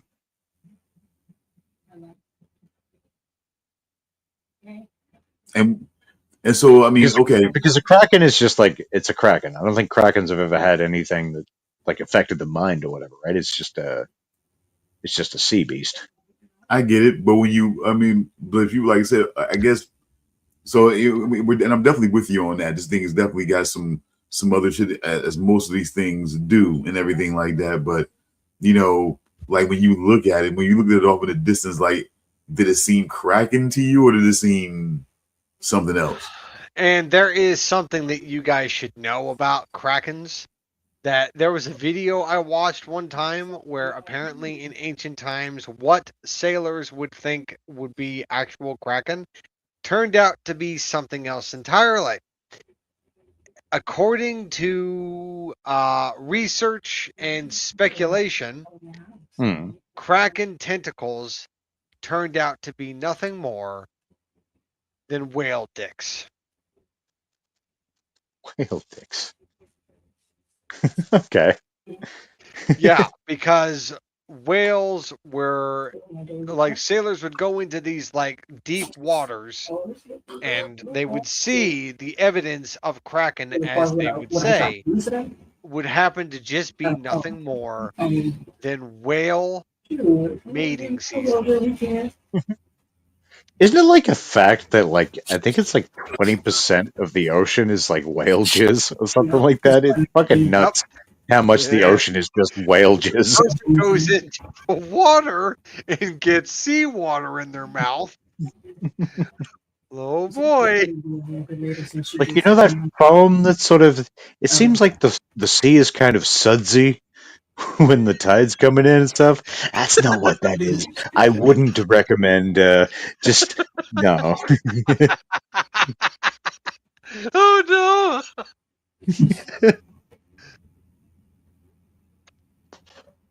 Oh no. Does it taste a little extra salty? Well, there's a reason for that. It's like, this tastes extra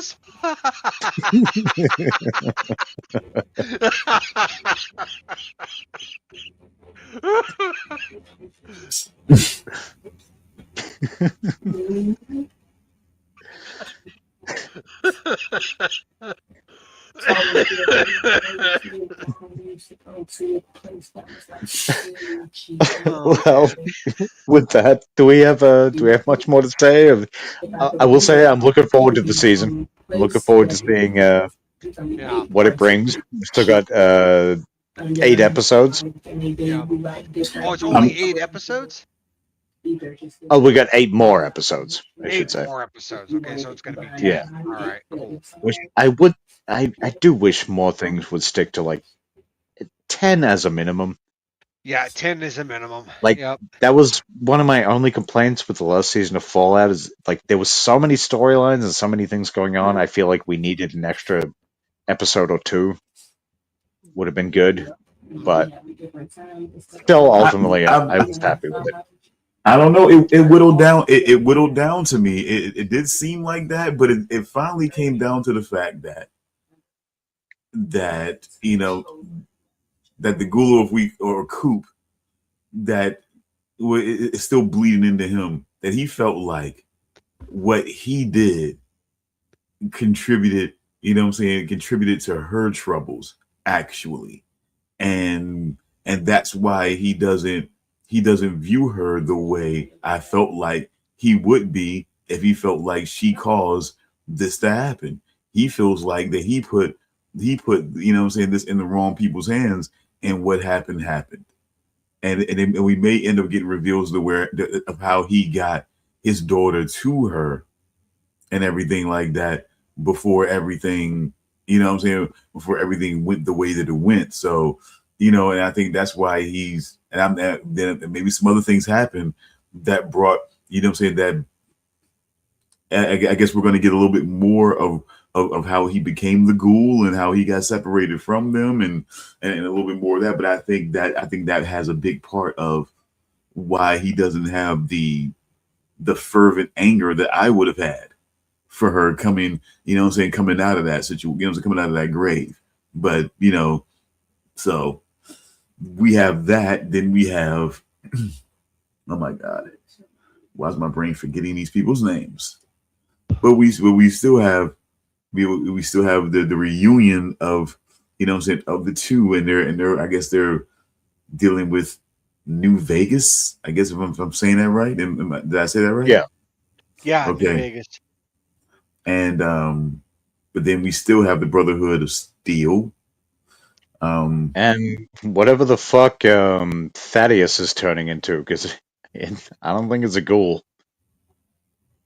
According to what I've looked into, Thaddeus is turning into a centaur. That's unfortunate for him. Yeah. Because there was a couple times when he's trying to be like, "Hey, that ghoul stuff, right?" And he's showing that weird little mouth thing on his fucking neck to the ghoul, and the ghoul's just looking at him like, "Oh shit, I know what the fuck that is. It's not a ghoul. I'm not gonna tell you, but you." And then his arm falls off, and the ghoul looks at Maximus, just like, "Oh." Yeah, it's there's nothing good coming Thaddeus's way. I don't think. Maybe I'm wrong. It could be something altogether different, but he's not becoming a ghoul. Yeah, I mean, I think I narrowed it down to like one of two things. It's either going to be according to what I read, it's either going to be a centaur or a super mutant. And according to what I've seen on the show, it's not going to be a super mutant. I wouldn't think so, no. Yeah, it's going to be a centaur. I'm certain of it. Poor fuck. Yeah, stupid it's going to fuck. suck for him. But yeah, He's having such a good time with his little child slaves, and he's just everything's going to hell. So predictions, people. So we feel like Hank is not the main villain. No. All right. So who we're putting our bets on as the main villain of this when we get into this next season?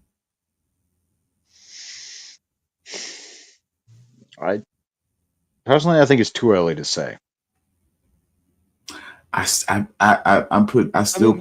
We already know who the main villain is. Wait, are you talking about Fallout or Monarch? Fallout. Oh, okay. The main villain, I would say one of the main villains is going to be the new Caesar or Caesar of the Legion. Yeah, but then I think that also feeds into this sort of ominous upcoming war thing that the Ron Perlman super mutant was gearing the ghoul up for. But see, and I think apparently, I can't remember, there is like a 5-6 season sort of outline for this show. They apparently have a plan for like 5 or 6 seasons. So maybe the war will be sort of the culmination of everything.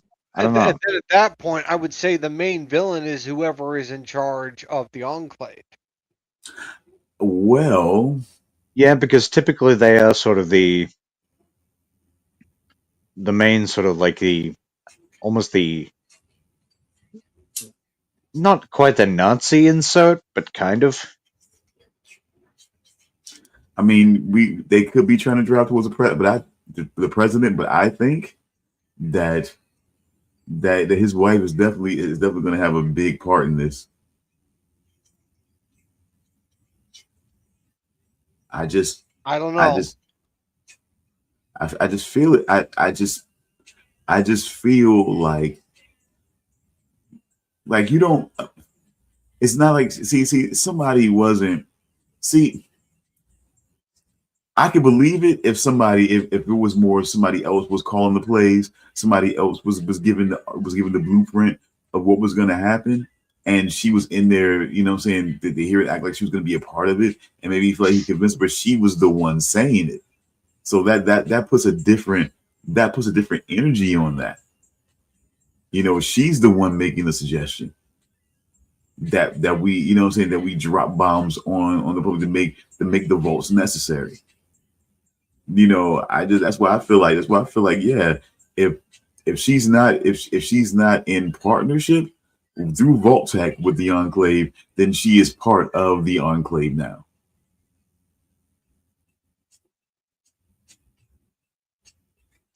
And she may be close to the person who is the main villain. Could that be the president? I don't know, but because think about, there's pretty much no way he's not villainous in some respect. Like, given just the way things happened after Cooper gave him the thing, and then it was like, okay, you're in shit now.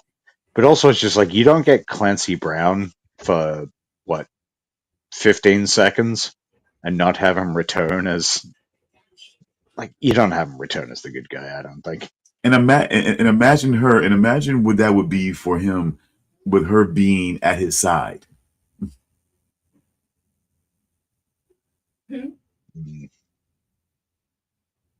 Yes, ma'am. Well, hopefully we only have to wait at most a year to find out.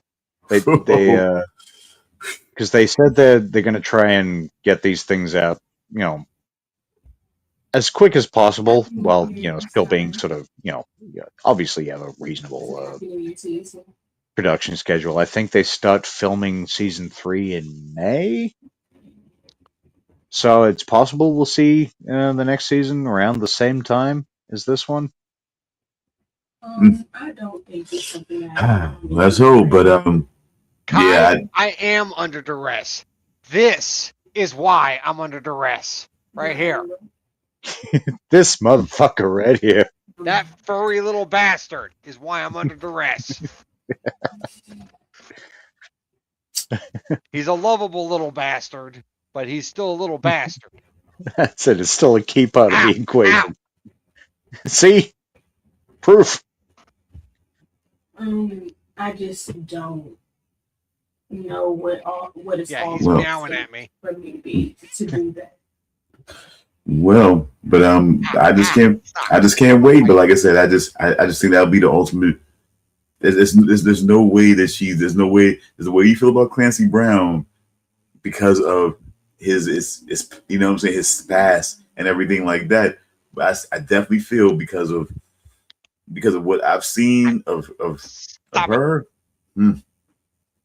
of Barbara, I believe I'm saying, okay, remember her name right? Yeah, I believe that she's definitely going to be a heartbreaker. That one's going to be one of the bomb drops. I'm not sure how soon it happens, or what it fuels, but you know, I definitely think that's going to be something that's going to be there.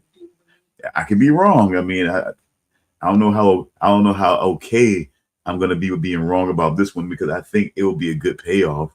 But I mean, because nothing else is going to make sense here. But you know,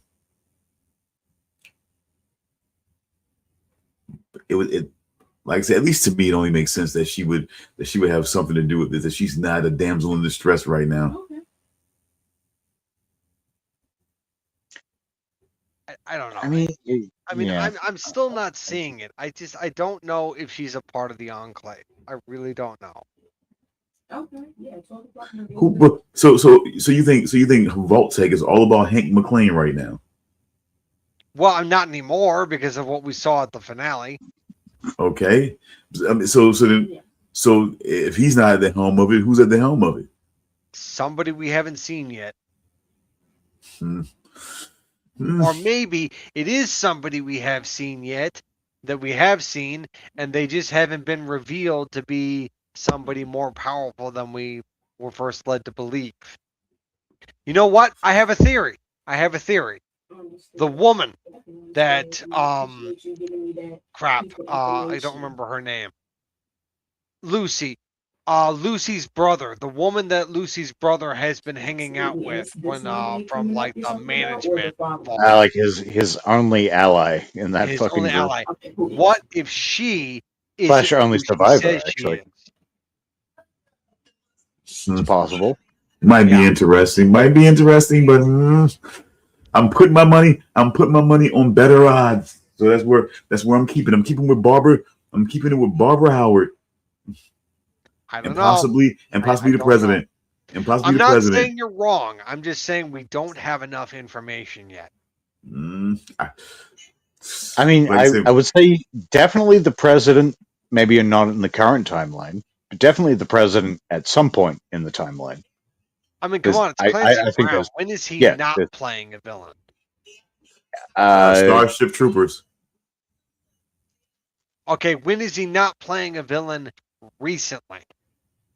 or ever aside from that, basically. It's